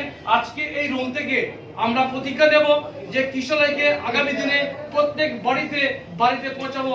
আমরা এমপ্লয় হবে, আমার পিতামাতাকে, আমার ফ্যামিলিকে ভালো মতো গোশ ভাত মাংস ভাত না দিতে পারলেও আমরা ডাল ভাতটা দিতে পারি কিশোরের তরফ থেকে, এটা যেন আমরা করতে পারি।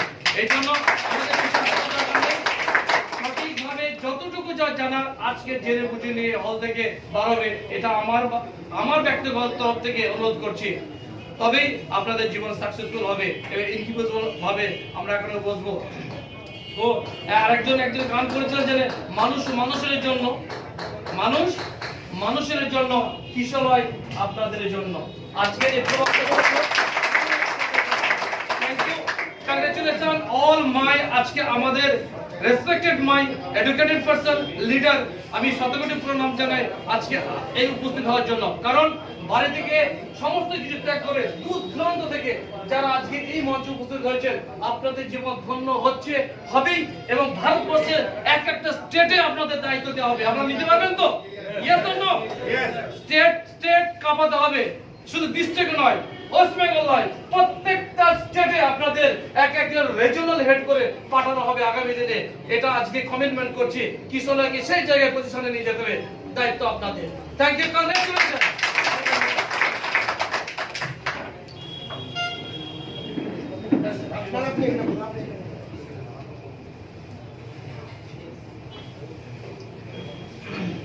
ধন্যবাদ। জাহাঙ্গীর বাবুকে জানুয়ারির 4 তারিখে পেয়েছিলাম। 4 তারিখে বোধহয় আমার সঙ্গে প্রথম দেখা হয়েছে, 2 একদিন পরে দেখা। আবেগ ভালোবাসা এমন একটা জিনিস, সত্যি সত্যি আবেগ ভালোবাসা থেকে থাকলে চোখের জলে এমনি দেখে নিয়ে পলাশ সাইলেন্ট। তো এটা অত্যন্ত বাস্তব। কাজকে যদি ভালোবাসা না যায়, সিস্টেমকে যদি ভালোবাসা না যায়, তো সেখান থেকে সাকসেস আসে। বাট এটাও তো অপোজিট দিকে ঠিক, যে আমি কাজকে ভালোবাসবো, তাকে ভালোবাসবো, তাকে সম্পর্কে জানবো, তবেই না ভালোবাসাটা শুরু হবে। Right or wrong? তো সবার আগে জানুন, বুঝুন। জাহাঙ্গীরবাবু যেদিন প্রথম এখানে এসেছিলেন, ওনার মনের মধ্যে প্রচুর কোশ্চেন ছিল। একটু করে ওনার কোশ্চেনগুলো সব ক্লিয়ার হয়েছে। জানি না এখনো পর্যন্ত 100% ক্লিয়ার করতে পেরেছি কিনা, আপনারা শুনলে অবাক হবেন।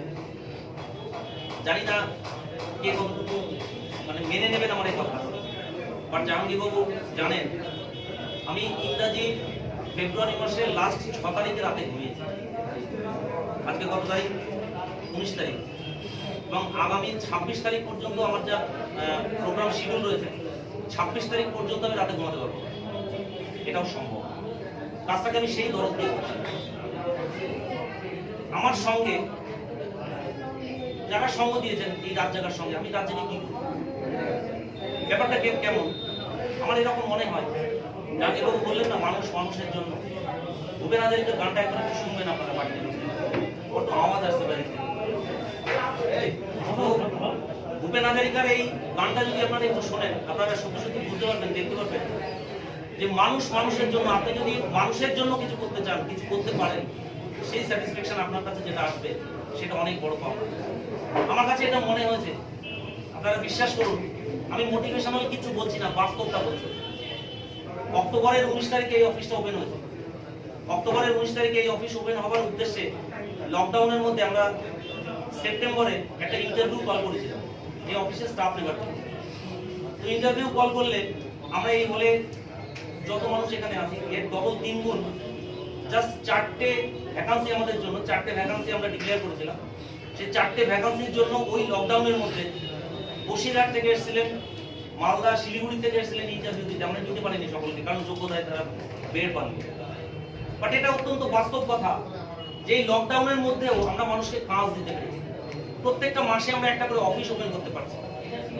আমার এটা মনে হয় যে সত্যি সত্যি আমি একা যদি রাত জেগে, আমি একা যদি পরিশ্রম করে অন্তত 10টা 20টা 50টা মানুষের পরিবারকে ভালো রাখতে পারি, তাহলে না হয় আমার একটু কষ্ট হবে। গতকাল রাতে আমি যখন বাড়ি ঢুকেছি তখন মোস্ট প্রবাবলি 1টা-1.5টা বাজে। আমি ঢুকে দেখি আমার বাড়িতে অলরেডি 3 জন লিডার, তারা 10 মিনিট আগে ঢুকে। ওনারা জানতেন যে আমি 1টা-1.5টায় বাড়ি ঢুকছি, আর হলো না খুব। তো এই চলছে, কন্টিনিউ চলছে। আমি আপনাদেরকে বলছি না যে আপনারা আমার মতো এরকম ভাবে রাত জেগে এত পরিশ্রম করুন, এত হার্ড পরিশ্রম করুন, আমি বলছি না। আমার মেন্টালি প্রিপারেশন এরকম থাকে, আমি রাতে গাড়ি চড়ি। আমি নিজে গাড়ি চালাতে জানি, বাট গাড়ি চালাই না। আমি রাতে গাড়ি চড়ি, সারাদিন প্রোগ্রাম করি, সারাদিন কাজ করি। ওয়েস্ট বেঙ্গলের এ প্রান্ত থেকে ও প্রান্ত, অর্থাৎ সেই পাহাড় থেকে সমুদ্র পর্যন্ত ছুটে চলেছে আপনাদের জন্য। যদি আমার মিনিমাম ইচ্ছা থাকতো 50 লাখ, 1 কোটি, 2 কোটি, 5 কোটি টাকা নিয়ে আমি খুশি হব বা আমার জন্য আমি ভাববো, তো আমি এই সিস্টেম দাঁড় করানোর কোনো প্রচেষ্টাতেই আনতাম। কারণ আমার এই সিস্টেমের সূত্রপাত যেদিন হচ্ছে সেদিন আমি 10 কোটি টাকা নিয়ে এই সূত্রপাতে ঢুকেছি। আজকের ডেটে অনেক বড় জায়গা, আজকের ডেটে আপনাদের ভালোবাসা নিয়ে অনেক বড় জায়গায় যেতে চলেছে। তাহলে মূল প্রসঙ্গ যেখানে আমি ছিলাম, কাজটাকে ভালোবাসতে হবে, সিস্টেমটাকে ভালোবাসতে হবে। ভালোবাসা তখন আপনাদের মনের মধ্যে জন্মাবে যখন তাকে জানতে পারবেন বা বুঝতে পারবেন। যদি ঠিকঠাক বুঝতে না পারেন তাহলে ঘৃণা জন্মাবে, এটাই বাস্তব। তো আমি আপনাদের সঙ্গে শেয়ার করব কিশলয় কি জিনিস, নিধি কি জিনিস, কোথা থেকে এলো, কিভাবে গেল, এই সিচুয়েশন পর্যন্ত কিভাবে পৌঁছালো, আমি সেই বিষয় নিয়ে আপনাদের সঙ্গে একটু আলোচনা করব। তার পরবর্তীতে আমি আসবো প্রশ্ন উত্তর পর্বে, এবং আশা করি আমার বক্তব্য শেষ হওয়ার পর কারো কোনো প্রশ্ন থাকবে বলে আমার মনে হয় না। তবুও বলছি, যদি কারো কোনো প্রশ্ন থাকে আমি অবভিয়াসলি আপনাদের প্রশ্ন উত্তর দেব। আমরা যে কনসেপ্ট নিয়ে এখানে আলোচনা করতে বসেছি, যে অফিসে আমরা এখানে বসেছি, সেই অফিসটার পূর্ণাঙ্গ নামটা আপনারা জানেন তো? প্রত্যেকে জানেন? একজন একটু হ্যাঁ হতে বলবেন। বনগা থেকে এসেছেন অমরবাবু, কাইন্ডলি একটু বুঝে দাঁড়াবেন। ব্যাস ওখানে দাঁড়িয়ে বললেই হবে। আমরা জানি তো যে কি কনসেপ্ট নিয়ে আমরা আলোচনা করছি, কাইন্ডলি একটু পুরো নামটা বলুন না। হ্যাঁ, কিশলয় ইন্ডিয়া লিমিটেড, নিধি লিমিটেড। একটু সামান্য মিস হয়েছে, কেউ বলতে পারবেন একটু পরিষ্কার করে শুনে নেবো, সাউন্ড দিয়ে বলুন তো। কিশলয় ইন্ডিয়া নিধি লিমিটেড, পরিষ্কার? তো দেখুন অমরবাবু আমাদের সঙ্গে কাজ করছেন মাস্টারে মন দিয়ে কাজ করছেন, উনি সুন্দর রোজগার করছেন, উনি সুন্দর ডিপোজিট করছেন, ওনার ওখানে কিন্তু একটা অফিস হয়ে গেছে, ছোটখাটো একটা অফিস হয়েছে, অমরবাবু নেতৃত্বেই হয়েছে। দেখুন কাজটাকে এতটাই ভালোবেসেছেন উনি, নামটা বলতে গিয়ে একবার একটু দ্বিধা মানে একটু ডিস্টার্ব হলো ঠিকই, তাহলে কমপ্লিটলি না জেনে উনি কাজ যতটুকু দরদ দিয়ে করছেন, যতটুকু জেনেছেন সেটাই ওনার জন্য যথেষ্ট। তো আমি এটা বলতে চাইছি যে সবটাই জানতে হবে এরকমটা নয়, বাট যতটুকু জানবেন সেটার মধ্যে থেকে পরিষ্কার হন। তো আমি বলি আমাদের কনসেপ্ট কিশলয় ইন্ডিয়া নিধি লিমিটেড। তো দেখুন এইটুকুর মধ্যেই আমাদের পরিষ্কার চিত্রটা রয়েছে। কি রয়েছে? কিশলয়টা হলো আমার ব্র্যান্ড, কিশলয়টা হলো আমার ব্র্যান্ড, মাথায় থাকবে। ইন্ডিয়াটা হলো আমার টাইটেল বা পদবি। একটুখানি বলি, আজকে স্যার যেটা বলছেন এই মুহূর্তে যদি রেকর্ডিং করা দরকার থাকে আপনারা রেকর্ডিং করে নিন, কারণ এই বক্তব্যটা আগামী দিনে কিন্তু পেলে অনেকটা সময় লাগে। চলুন রেকর্ডিং কে করছে, যা করছে করছে, তারপরে যাব। তো আমি আসছি আবার ফিরে, কিশলয় ইন্ডিয়া নিধি লিমিটেড। কিশলয়টা হলো আমার ব্র্যান্ড, আমার নাউন, ইন্ডিয়া আমার টাইটেল, নিধি আমার কনসেপ্ট। কিশলয় ইন্ডিয়া নিধি লিমিটেড, লিমিটেড নিয়ে একটু বলে আমাকে বলতে হবে লিমিটেডের অর্থটা। লিমিট থেকে লিমিটেড এসছে, এই বিষয়টা নিশ্চয়ই আপনারা প্রত্যেকে জানেন। লিমিট ক্রস করো না মানে তুমি সীমারেখা পার করো না, তাই তো? তাহলে লিমিট থেকে লিমিটেড কথাটা এসছে, তাহলে আমাদের পেছনে লিমিটেড আছে একটা, আমাদের নাউনের শেষে বা আমাদের কনসেপ্টের শেষে একটা লিমিটেড শব্দ জোড়া আছে।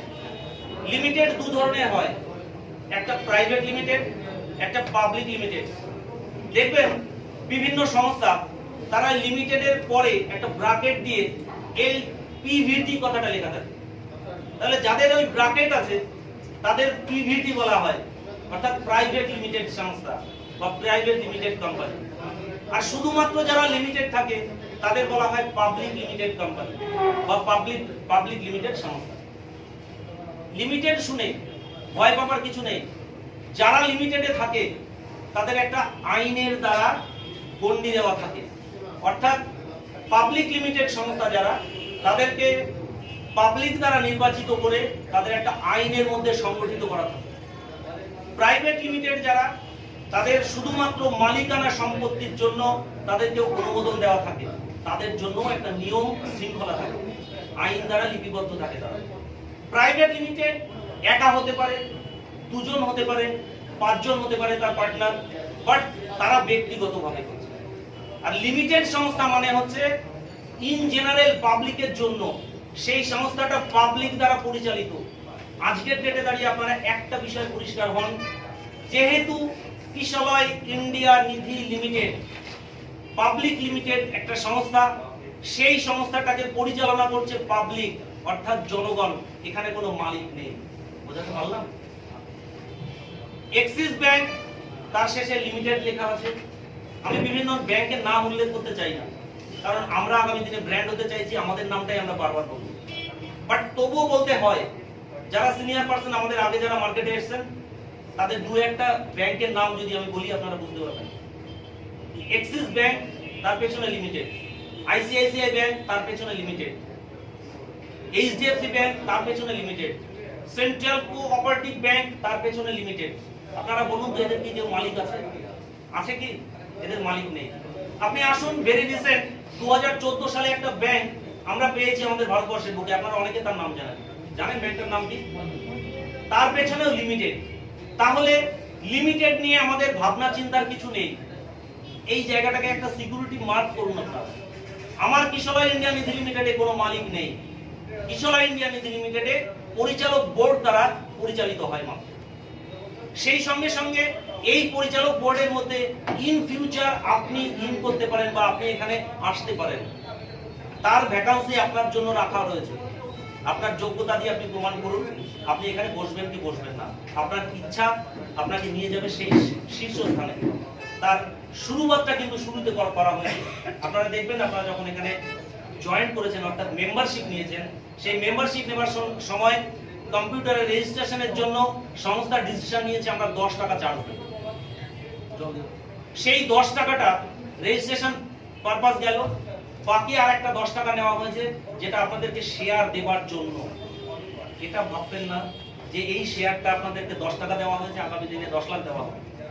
এই শেয়ারটা আরবিআই এর গাইডলাইন্স মেনে আপনাদেরকে একটা পয়েন্ট দেওয়া হয়েছে। সেই পয়েন্টের মূল্য আপনার কাছেও যা, আমার কাছেও তাই। আমি আজকের দিনে এই চেয়ারে বসে আছি, কালকে আগামী দিন, আগামী পরশু আপনি এই চেয়ারে বসবেন। ডিরেক্টর বোর্ড এখন ছোট, সংস্থা ছোট, ডিরেক্টররাও অল্প ডিরেক্টর নিয়ে কাজ মিটে যাচ্ছে। বাট যখন সংস্থা আরো ডেভেলপ করবে, এখানে আরো অনেক বড় বোর্ড হবে, তখন জোনাল ওয়াইজ বোর্ড হবে, রিজনাল ওয়াইজ বোর্ড হবে, স্টেট ওয়াইজ বোর্ড হবে। সেই বোর্ডে, সেই ডিরেক্টর বোর্ডে আপনাদের বিভিন্ন জায়গা থেকে স্থান আসবে, কারা বসবে সেখানে। প্রশ্নটা হচ্ছে আজকের ডেটে যারা কিশলয় ইন্ডিয়া নিধি লিমিটেড নিয়ে সৈনিকের কাজটা করছেন, তারা তো আগামী দিনের সেনাপতি। তাহলে আজকে আমরা এই হলে, ওয়েস্ট বেঙ্গলের টপ মোস্ট লিডাররা আমরা এই হলের মধ্যে বসে আছি। কতজন বসে আছি? হাতে গুনে 40, 45 বা 50, 55, 60 হবে, তার বেশি হবে না। তো গোটা ওয়েস্ট বেঙ্গলে 14 কোটি মানুষের বসবাস। এখানে কিশলয় ইন্ডিয়া নিধি লিমিটেড রাজ করবে। সেকেন্ডারি কেউ নেই যে আমাদের এই রাজ করা সংস্থাটার আগামী দিনের আপনারা ডিরেক্টর, আপনারা এখানে এসে বসতে পারেন। তো চলুন আমি আবার পুরোনো জায়গাতে ফিরে যাব। কিশলয় ইন্ডিয়া নিধি লিমিটেড, কিশলয়টা জাস্ট একটা ব্র্যান্ড। আমরা যদি ব্যাংকের কথা বলি, আমরা ব্যাংকে যাব, ন্যাচারাল হবে তখন একটা ব্র্যান্ডের কথা বলতে হয়। আমরা ব্যাংকে যাব, কোন ব্যাংকে যাব? কোন ব্যাংকে যাব? স্টেট ব্যাংকে যাব, এলাহাবাদ ব্যাংকে যাব, বা এটসেট্রা এটসেট্রা ব্যাংকে যাব। তাহলে ব্যাংক হলো মূল কনসেপ্ট, তার নাউন বা তার ব্র্যান্ড হলো তার আগে বা তার পরে। তো তেমনি ভাবে কিশলয়টা একটা ব্র্যান্ড। এই কিশলয় নামে এক এবং একমাত্র নিধি সংস্থা ভারতবর্ষের বুকে আছে। এরপরে ইন্ডিয়াটা আমাদের গভর্নমেন্টের থেকে দেওয়া টাইটেল, যে আমরা ইন্ডিয়ার বাইরে বেরোতে পারবো না, ইন্ডিয়ার মধ্যে কাজটা করবো। এর প্রাইমারি স্টেজে আমরা স্টেট ওয়াইজ কাজ করব, যেটা আপনারা আরবিআই রুলস দেখলে বুঝতে পারবেন। তাহলে আমাদের ইন্ডিয়া নামটা গভর্নমেন্ট থেকে দিয়েছে, এটা আমাদের দেওয়ার নাম নয়। এবার আসি আমাদের মূল কনসেপ্ট। আমাদের মূল কনসেপ্ট নিধি। বলতে বলুন না, তো আমাদের মূল কনসেপ্ট নিধি। নিধি নিয়ে আমরা আলোচনা করব। আমরা বিভিন্ন ব্যাংক সম্পর্কিত ধারণা এর আগে পেয়েছি। আমাদের স্যাররা জাহাঙ্গীর বাবু, অভিজিৎ বাবু বা এর আগে যারা আপনাদের সামনে আলোচনা করলেন, তারা নিশ্চয়ই নিধি সম্পর্কিত কিছু আলোচনা করেছেন। বাট আমি একটু টাচ দিয়ে যাই, একটু ছোঁয়া দিয়ে। নিধিটা আসলে কি, ব্যাংক আসলে কি, এই বিষয়টাকে নিয়ে আপনাদেরকে একটু টাচ দিয়ে যাই, ক্লিয়ার হয়ে যাবে। নিধি শব্দটার অর্থ হলো তহবিল। নিধি শব্দটার অর্থ হলো তহবিল। এটা আমার কথা নয়, আপনারা গুগল সার্চ করে দেখবেন নিধি কথাটার অর্থ কি। তাহলে আমরা যে কনসেপ্ট নিয়ে কাজ করছি, সেই কনসেপ্টটা হচ্ছে একটা তহবিল। একটা তহবিল নিয়ে আমরা কাজ করছি। ইতিপূর্বে আমরা জেনেছি ব্যাংক নিয়ে বহু কাজ হয়েছে, টাকা পয়সা লেনদেন হয়েছে। টাকা পয়সা লেনদেন করে ব্যাংকের মাধ্যম দিয়ে, টাকা পয়সা লেনদেন হয় পোস্ট অফিসের মাধ্যম দিয়ে। অ্যাকচুয়ালি ব্যাংক শব্দটার অর্থ কি? ব্যাংক আমরা প্রত্যেকে জানি, ব্যাংক মানে কি? স্যার একটু কেউ মুখে আওয়াজ দেবেন, স্যার একটু বলবেন ব্যাংক শব্দের অর্থ কি? ব্যাপারটা ক্লিয়ার হলো না? হ্যাঁ, আমানত। এটা একটা আমানত বা গচ্ছিত। তাহলে গচ্ছিত ধন বা সম্পদ যেখানে রাখা হয় সেটাকে ব্যাংক বলা হয়, তাই তো? ভুল বলছে না তো? জাস্ট ফর এক্সাম্পল, মোবাইল আমরা নিয়ে 2 দিন বা 3 দিনের জন্য কোথাও ট্যুরে যাচ্ছি, যেতে পারে মোবাইলের চার্জ চলে যেতে পারে। আমরা সাথে করে কি একটা নিয়ে যাই? কি নিয়ে যাই? Power bank. অর্থাৎ সেই ব্যাংকের মধ্যে কি গচ্ছিত থাকে? পাওয়ার গচ্ছিত থাকে, অর্থাৎ বিদ্যুৎ গচ্ছিত থাকে। সেটাকে আমরা সময় মতো ইউজ করতে পারি। ক্লিয়ার? আমাদের পরিবারের কারোর যদি কখনো অসুস্থতা হয়, রক্তের প্রয়োজন হয়, রক্তটা কোথা থেকে আমরা কালেকশন করি? বলুন, ব্লাড ব্যাংক। তাহলে রক্তটা সেখানে সঞ্চয় করা ছিল বা গচ্ছিত করা ছিল। ক্লিয়ার? আমাদের অর্থের প্রয়োজন, আমরা অর্থ রেখেছিলাম কোথাও, আমরা অর্থটা উইথড্র করে আনতে চাইছি, আমরা কোথায় যাই? ব্যাংকে যাই, ব্যাংক বা পোস্ট অফিস। তাহলে আমাদের কাছে ব্যাংক শব্দটার অর্থটা বোঝা গেল। ব্যাংক শব্দের অর্থ হচ্ছে যেখানে গচ্ছিত করে রাখা হয় বা সংগঠিত করে রাখা হয়, তাই তো? কিছু সম্পদ যেখানে রাখা হয় সেটাকে হচ্ছে ব্যাংক বলা হয়। এবার চলে আসি আমরা যে কনসেপ্ট নিয়ে কাজ করছি, কনসেপ্টটা হচ্ছে তহবিল। আমরা কাজ করছি নিধি নিয়ে কাজ করছি। তহবিলের কি কাজ? আমরা তহবিল সম্পর্কে আজকের জেনারেশনে যারা একদম অল্প বয়সে তারা হয়তো জানি না, বাট একটু যদি তার আগের জেনারেশনকে আমরা বলি তাহলে আমরা প্রত্যেকেই বোধহয় তহবিল সম্পর্কে দেখেছি। আমাদের বাবা কাকা যেহেতু যারা ব্যবসা করতেন তাদের কোমরে একটা ব্যাগ মতো থাকতো, থলে যাকে বলা হয়, তাই না? তার মধ্যে অর্থ কড়ি জমা থাকতো, সেটাকে আমরা তহবিল বলতাম। ওর মধ্যে কিন্তু অন্য কিছু থাকে না। তহবিলের মধ্যে কিন্তু অন্য কিছু থাকে, ব্যাংকের মধ্যে অন্য কিছু থাকতে পারে। আপনি ক্লিয়ার হবেন বিষয়টা। ব্যাংকের মধ্যে পাওয়ার ব্যাংক হতে পারে, ব্লাড ব্যাংক হতে পারে, এ ব্যাংক হতে পারে, ও ব্যাংক হতে পারে, বাট তহবিল মানে সেখানে অর্থই থাকবে, অর্থ ছাড়া অন্য কিছু থাকবে না। ভুল বলছি না তো? তো আপনারা একটু শেয়ার করুন আমার সঙ্গে এই নিধি কনসেপ্ট, এই তহবিল সিস্টেম। পলাশ আসতে, এই তহবিল সিস্টেম এটা শুরু করেছিলেন ভারতবর্ষ থেকে, ভারতবর্ষের আইনে লিপিবদ্ধ হয়েছিল 1956 সাল। 1956 অ্যাক্টে এই নিধি কনসেপ্ট লঞ্চ করেছিল। তৎকালীন আমলে অর্থনীতি দপ্তর চিন্তা করেছিলেন যে এই রকম একটা তহবিল ব্যবস্থাপনা সমাজের বুকে আনা প্রয়োজন। 1956 সাল থেকে এই নিধি কনসেপ্ট চলছে ভারতবর্ষের মধ্যে। অত্যন্ত দুঃখের বিষয়, আমার ওয়েস্ট বেঙ্গলে কোথাও এই নিধির প্রচলন ছিল না। কেন ছিল না সেটাও আপনাদেরকে একটু ধারণা নিতে হবে। কারণ 1935 সাল থেকে সমবায় ব্যবস্থা আমাদের পশ্চিমবাংলার বুকে দাপিয়ে কাজ করেছে। আপনারা নিশ্চয়ই দেখেছেন আপনাদের বিভিন্ন এলাকাতে সমবায় ব্যাংক আছে, আছে না? সমবায় ব্যাংক আছে প্রত্যেকের এলাকায়, সমবায় ব্যাংক আছে স্যার? আপনারা একবার বলুন তো, এই সমবায় ব্যাংক নামে যারা আমরা পরিচিতি হয়েছি, সমবায় ব্যাংক 1935 সাল বা তারও বোধহয় 2-1 বছর আগের থেকে চলছে। তারা গ্রামে গঞ্জে মানুষের কাছে অর্থ লেনদেনের জন্য তারা কাজকাম করেছে। তো এই সমবায় সিস্টেমটা আমরা বললাম যে সমবায় ব্যাংক, বাট অ্যাকচুয়ালি আপনারা বলুন তো সমবায়টা কি ব্যাংক? সমবায়টা কি ব্যাংক? সমবায়টা কিন্তু একটা সোসাইটি, সে কিন্তু একটা সমিতি, কিন্তু তাদেরকেও আমরা ব্যাংক বলছি। কেন ব্যাংক বলছি? কারণ তারা অর্থ নিয়ে লেনদেন করছে, ঠিক আছে? তো এইবার কি হলো দেখুন, 1956 সাল থেকে ভারতবর্ষের, ডিস্টার্ব করো না ভাই, চলো না, বাটিটা কাউকে হাতে দিয়ে দাও, বাটিটা কাউকে হাতে দিয়ে দাও, যে যার মতো করে নিয়ে নিন না, বাটিটা হাতে নিন, বাটিটা সার্ভ করে। তো আলটিমেট কি হলো, সমবায় সিস্টেম 1935 সাল থেকে চলবার কারণে আমাদের সমাজে নিম্ন এবং মধ্যবিত্ত শ্রেণীর মানুষরা সেই সমবায় মুখী হয়েছে। নিধি কনসেপ্ট নিয়ে এখানে প্রচলন সেইভাবে ছিল না। 56 সাল থেকে চলছিল বিভিন্ন স্টেটে বিভিন্ন ভাবে, ওয়েস্ট বেঙ্গলে সমবায়টা ঠিকঠাক চলছিল। 2000 সালে এসে আমাদের ভারতবর্ষের মধ্যে একটা মিরাক্কেল ঘটে গেল। মিরাক্কেল 1996-97 এই সময়টাতে কোনো একটা সংস্থা ছোট ছোট করে লোন দিতে শুরু করলো মানুষকে। সেই সংস্থাটা কনসেপ্টটা পেলো কোথায়? বাংলাদেশ থেকে একটা কনসেপ্ট এই দেশে উড়ে এলো। বাংলাদেশ থেকে সেই কনসেপ্ট এই দেশে উড়ে আসবার পর এই দেশের কেউ একজন সেটাকে নিয়ে শুরু করলেন, সেটাকে নিয়ে আরো রূপ বদল করে নিয়ে যার নাম দেওয়া হলো মাইক্রো ফাইন্যান্স। আমি বোঝাতে পারছি ব্যাপারটা? 2000 সালের পর থেকে মাইক্রো ফাইন্যান্স শব্দটা আমার ভারতবর্ষের মানুষ, আমার পশ্চিমবাংলার মানুষ মাইক্রো ফাইন্যান্স শব্দটা শুনতে শুরু করলেন। শুরু হলো মাইক্রো ফাইন্যান্সিং ব্যবস্থা। বিভিন্ন সময় ব্যাংক, বিভিন্ন সময় নাবার্ড, বিভিন্ন সময় আরো অর্থনৈতিক সংস্থা, পঞ্চায়েত থেকে শুরু করে বিডিও, এসডিও, ডিএম, সরকারি ব্যবস্থাপনায় এই মাইক্রো ফাইন্যান্সের প্রচার শুরু হলো। কেন প্রচার শুরু হলো? মাইক্রো ফাইন্যান্স এই কারণে শুরু হলো, স্বনির্ভর গোষ্ঠী করো, স্বনির্ভর গোষ্ঠী করে মহিলাদের স্বাবলম্বী করো।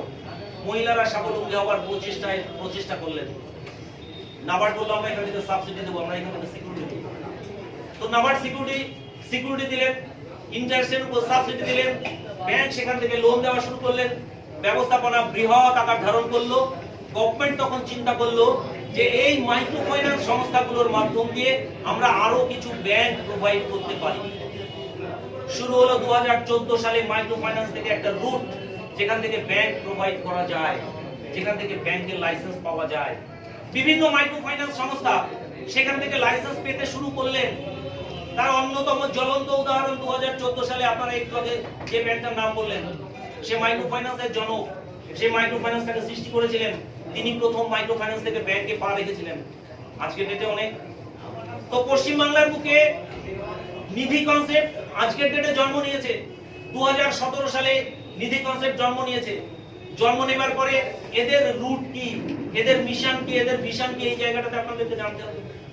নিধির মূল কাজ কি? নিধি যেহেতু তহবিল, নিধি যেহেতু ব্যাংকের সঙ্গে সিমিলার, নিধি যেহেতু মাইক্রো ফাইন্যান্সের সঙ্গে সিমিলার, নিধি যেহেতু সমবায়ীর সঙ্গে সিমিলার, যার কারণে নিধির মূল কাজ বুঝতে আমাদের আর অসুবিধা হওয়ার কথা নয়। নিধির মূল কাজ টাকা কেনা এবং বিক্রি করা। বুঝাতে পারলাম? নিধির কাজ কি? টাকা কেনা এবং টাকা বিক্রি করা। শব্দটা শুনতে একটু নতুন মনে হলো, টাকা আবার কেনা বেচা যায় না কিছু ভাই। হ্যাঁ, অত্যন্ত সত্যি কথা। নিধি কনসেপ্ট আরবিআই গাইডলাইন্স বলছে নিধিতে মেম্বারশিপ নিতে হবে।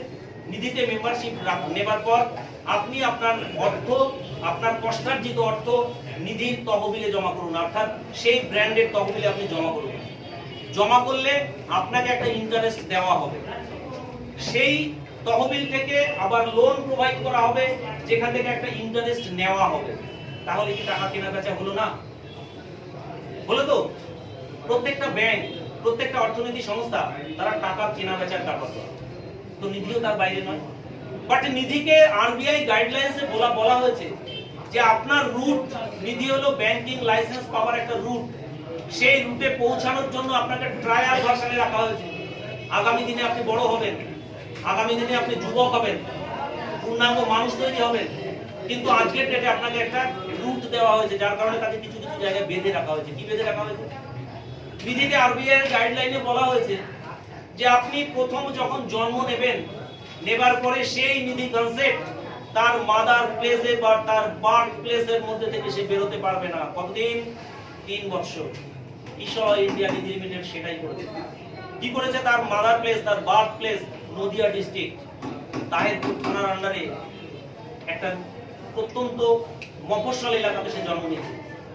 3টে বছর সেখানে সে গুটি গুটি পায়ে হেঁটেছে। একটা শিশুর সঙ্গে তুলনা করুন।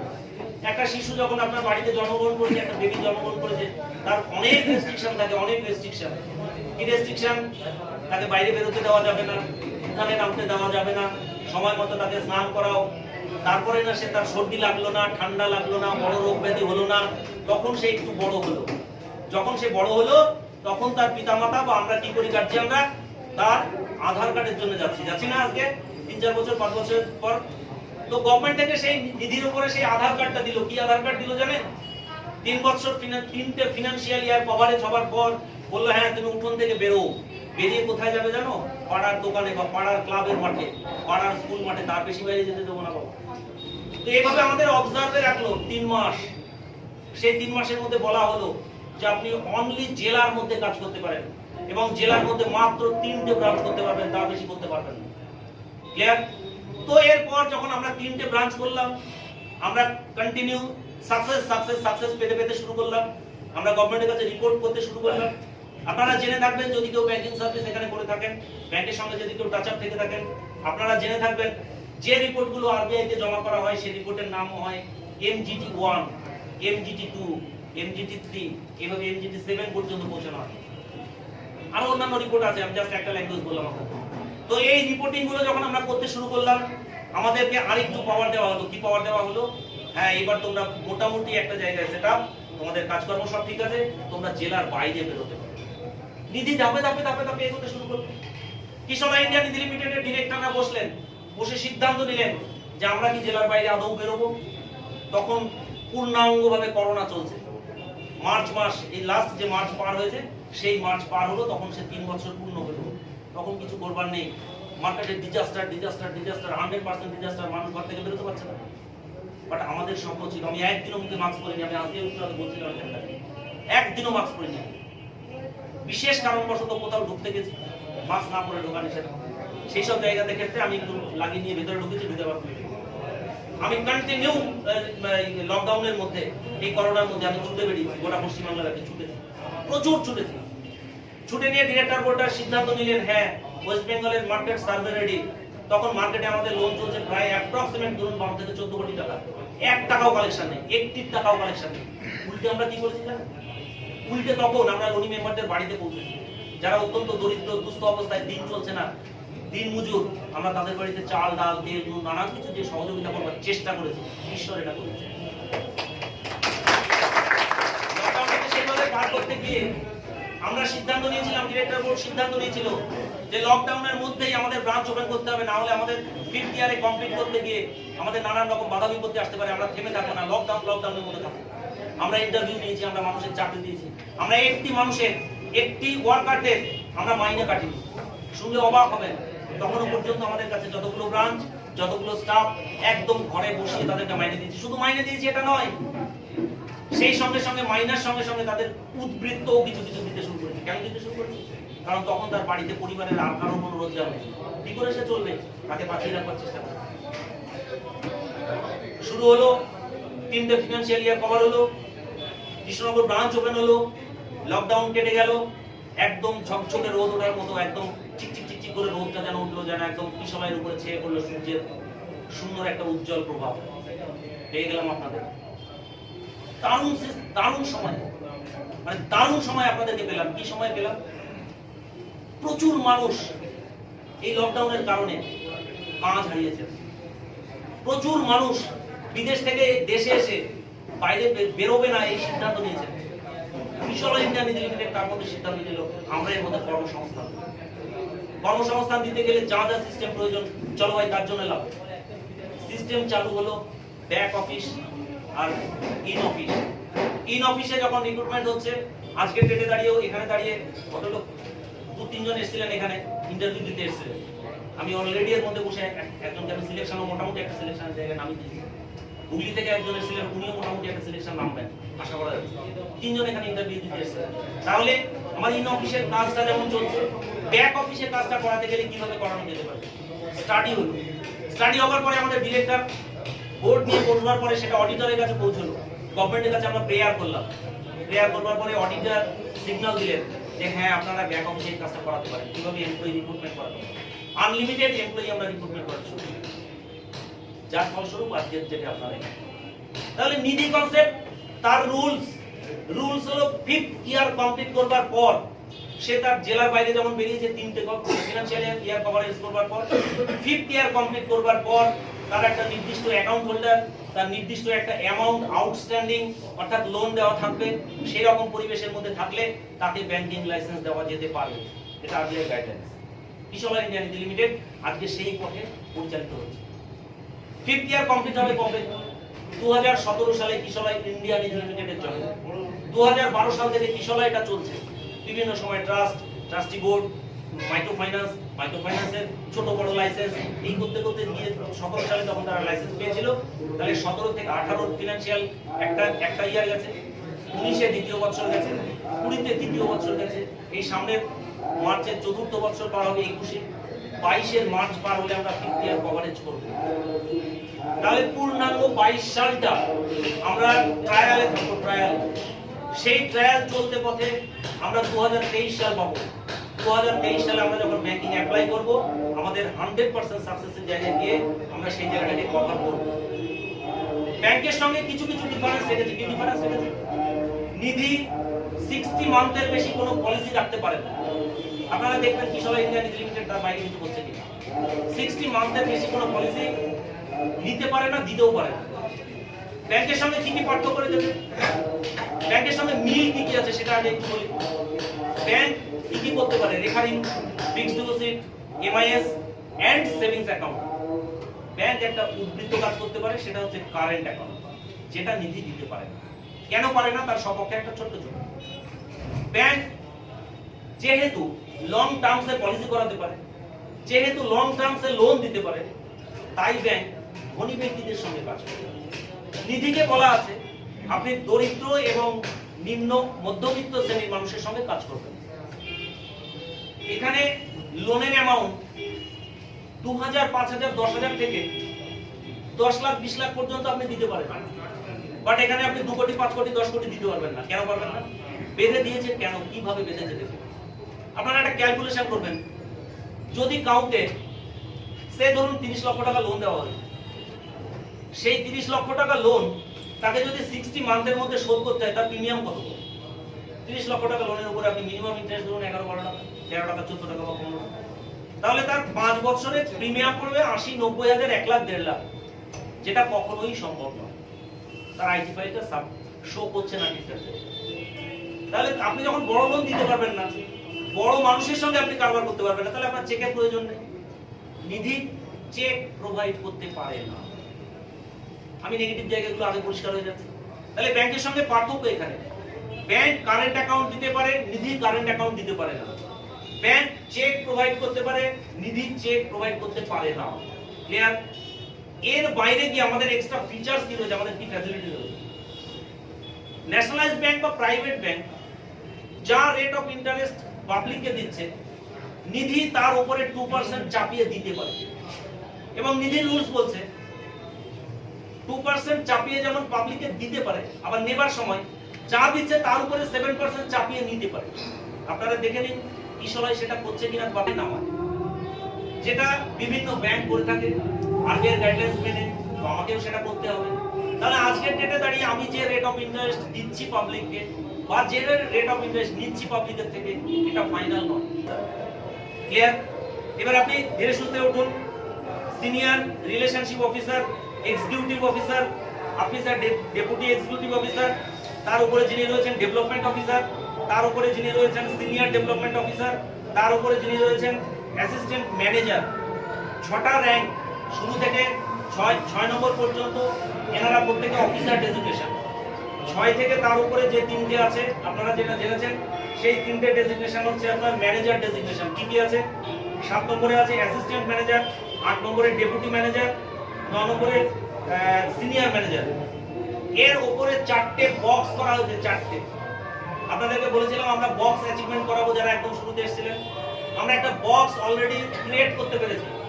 সেই বক্সের মধ্যে যারা এসেছেন তাদের ডেজিগনেশন হচ্ছে 10 নম্বরে আছেন অ্যাসিস্ট্যান্ট জেনারেল ম্যানেজার, যেখানে সরাসরি রিক্রুটমেন্ট হয় না। ক্লিয়ার? 11তে আছে ডেপুটি জেনারেল ম্যানেজার, যেখানে সরাসরি রিক্রুটমেন্ট হয় না।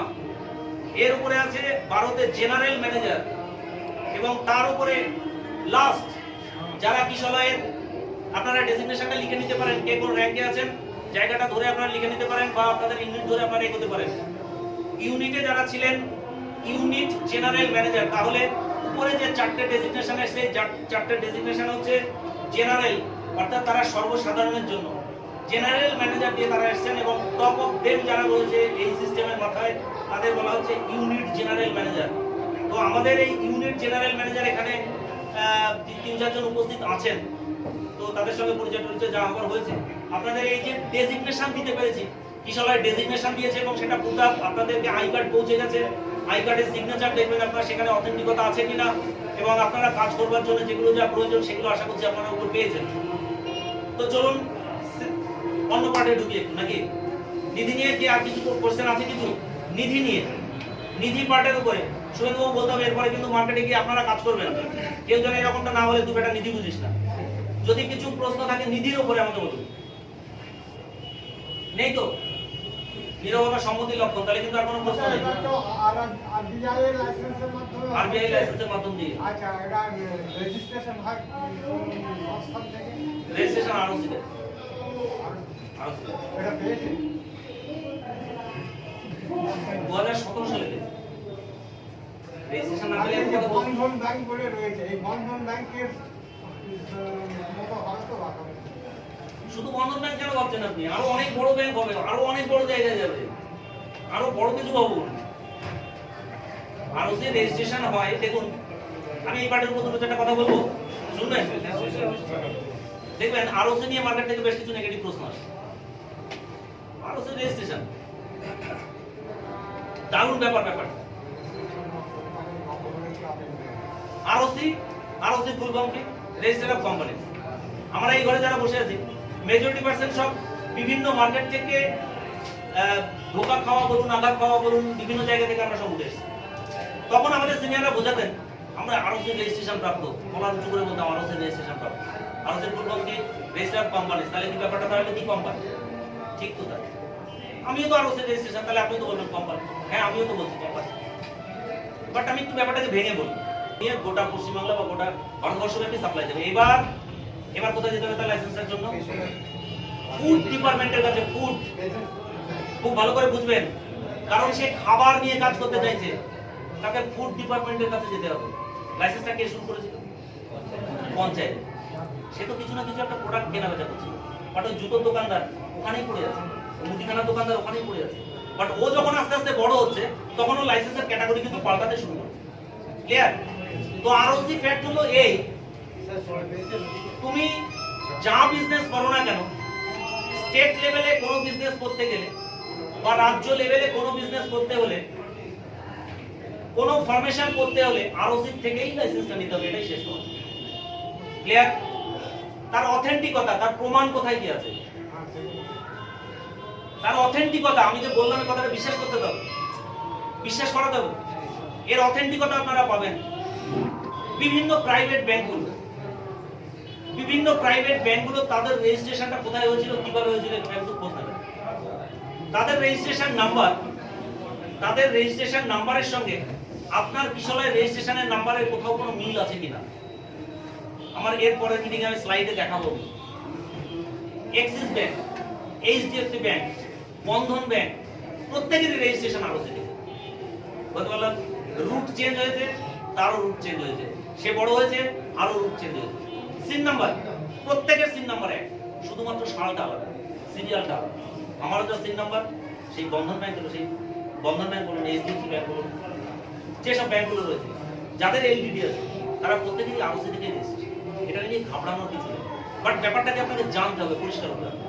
এইবার আমি কি হলো, আমি ওই জুতোর দোকানদার ওখানে বসে আছে, আমি তো খাবারের দোকানদার, আমি তো খাবারের জন্য চেষ্টা চালাচ্ছি, আমি তো ফুড সাপ্লাইতে পৌঁছাবো, বুঝতে পারলাম? তো আমি কিসের লাইসেন্সের জন্য দৌড়াচ্ছি, আমার মূল ফান্ডটা কি আছে, মূল মোটো কি আছে, আমি ব্যাংকে পৌঁছবো। তাহলে ব্যাংকের জন্য আমাকে মূলত সেই দিকেই ছুটতে হচ্ছে। আমার কাছ থেকে কে রিপোর্ট নিচ্ছেন? যেহেতু আমি অর্থনীতি নিয়ে কারবার করি, আমার অর্থনীতি নিয়ে কারবার করবার কারণে আমার রিপোর্টটা দিচ্ছেন আপনি। আমি আরবিআই এর কাছে কমপ্লেন থ্রো দ্য পেপার জানি। ক্লিয়ার? এবং এই আরবিআই সেই শেষ কথা নয় কিন্তু, এটা মাথায় রাখবেন। আরবিআই শেষ কথা নয় কিন্তু, আরবিআই এর উপরেও কেউ আছে, স্যার বলুন না, সেটা তো আরবিআই এর প্যারালাল। আরওসি নয়, আরবিআই এর উপরে আছে মিনিস্ট্রি অফ কর্পোরেট অ্যাফেয়ার্স, অর্থাৎ এমসিএ। আপনাকে এটা সবার আগে মাথায় রাখতে হবে, এমসিএ হচ্ছে মিনিস্ট্রি অফ কর্পোরেট অ্যাফেয়ার্স, অর্থনীতি দপ্তর। এই অর্থনীতি দপ্তর সর্বময় কর্তা, যেখান থেকে সবকিছু গাইড হয়, যেখান থেকে আইন পরিবর্তন হয়, যেখান থেকে আইন পুট আপ হয়। তো আমরা নিজেই সেই রুট ধরে চলছি, আমরা আগামী দিনে ব্যাংকে পৌঁছাবো। চলুন এবার আরেকটু একটা নেগেটিভ পজিটিভ প্রশ্ন নিয়ে আসি আপনাদের সামনে। স্যার, তো একটু নেগেটিভ পজিটিভ প্রশ্ন নিয়ে আসি। আপনাদের মনের মধ্যে একটা প্রশ্ন খুঁজখুঁজ করে, লোকরা আপনাদেরকে খুব বলে যে আপনারা আগামী দিনে রোজগারি হবেন কিনা, এপিএস হবেন কিনা, টাকা নিয়ে চলে যাবেন কিনা। এই ব্যাপারটা নিয়ে আপনাদের মনের মধ্যে আমার মনে হয় খুব ঝড় তোলে। প্রশ্ন আছে এই কারো কিছু না? ক্লিয়ার থাকলে আমি আর ভাঙবো না, মানে ভাবতে চাইছি বলতো বিষয়টা। সাইলেন্ট।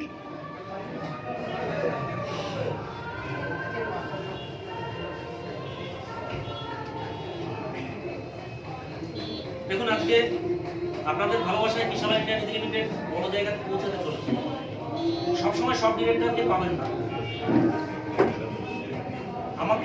আমি অবশ্যই আপনাদের সঙ্গে অ্যাভেলেবল সবসময়, কারণ আমি ডিরেক্টরদের মধ্যে এমন একজন ডিরেক্টর, আমি মার্কেটিংটা পছন্দ করি, আমাকে মার্কেটিং এর দায়িত্ব দিই, তাহলে আপনাদের সঙ্গে আমি অ্যাভেলেবল। কিন্তু আপনার সঙ্গে কতটুকু অ্যাভেলেবল ম্যাডাম? আপনারা আমি সিসি ক্যামেরাতে দেখি আপনারা তো অফিসে আসেন, আমার সঙ্গে দেখা হয়েছে কোনো? আমার সঙ্গে দেখা হয়নি, আর প্রতিদিনই অফিসে আসেন। আমি সিসি ক্যামেরাতে কতজন দেখছি, আপনারা এই টেবিলে বসে ভালো লাগে, আমাকে দেখাই। তো আমি মার্কেটের সঙ্গে অ্যাভেলেবল, বাট আপনাদের সঙ্গে অ্যাভেলেবল সবার সঙ্গে নয়। কেন নয়? আপনার সঙ্গে আজকে দেখা হবে, আমার হয়তো 3 মাস 6 মাস 9 মাস পরে দেখা হবে, আপনার বাড়িতেও আমি পৌঁছে যেতে পারি যে কোনো টাইম। বাট আমি যতটুকু বলতে চাইছি একটু নেওয়ার চেষ্টা করি। আপনারা আমার থেকে অনেক বেশি জানেন, বাট আমি যতটুকু জানি সেটুকু একটু জানানোর চেষ্টা করছি আমার। তো দেখুন, এই সময়টাকে নষ্ট না করে এদিকে ধ্যান দিন। রোজভ্যালি, এমপিএস, অ্যালকেমিস্ট, নারদা, সারদা, বরদা, নানান কোম্পানির কথা আপনাদের কানের মধ্যে আসবে। আপনাদের কাছে এটা বলেছে, এটাই মার্কেটে মূল নেগেটিভ যে দুদিন আগে যে ঘটনা ঘটেছে 13-14 সালে, এখনো মানুষের গায়ে সেই দগ্ধকে ঘা। এখনো শুকায়নি।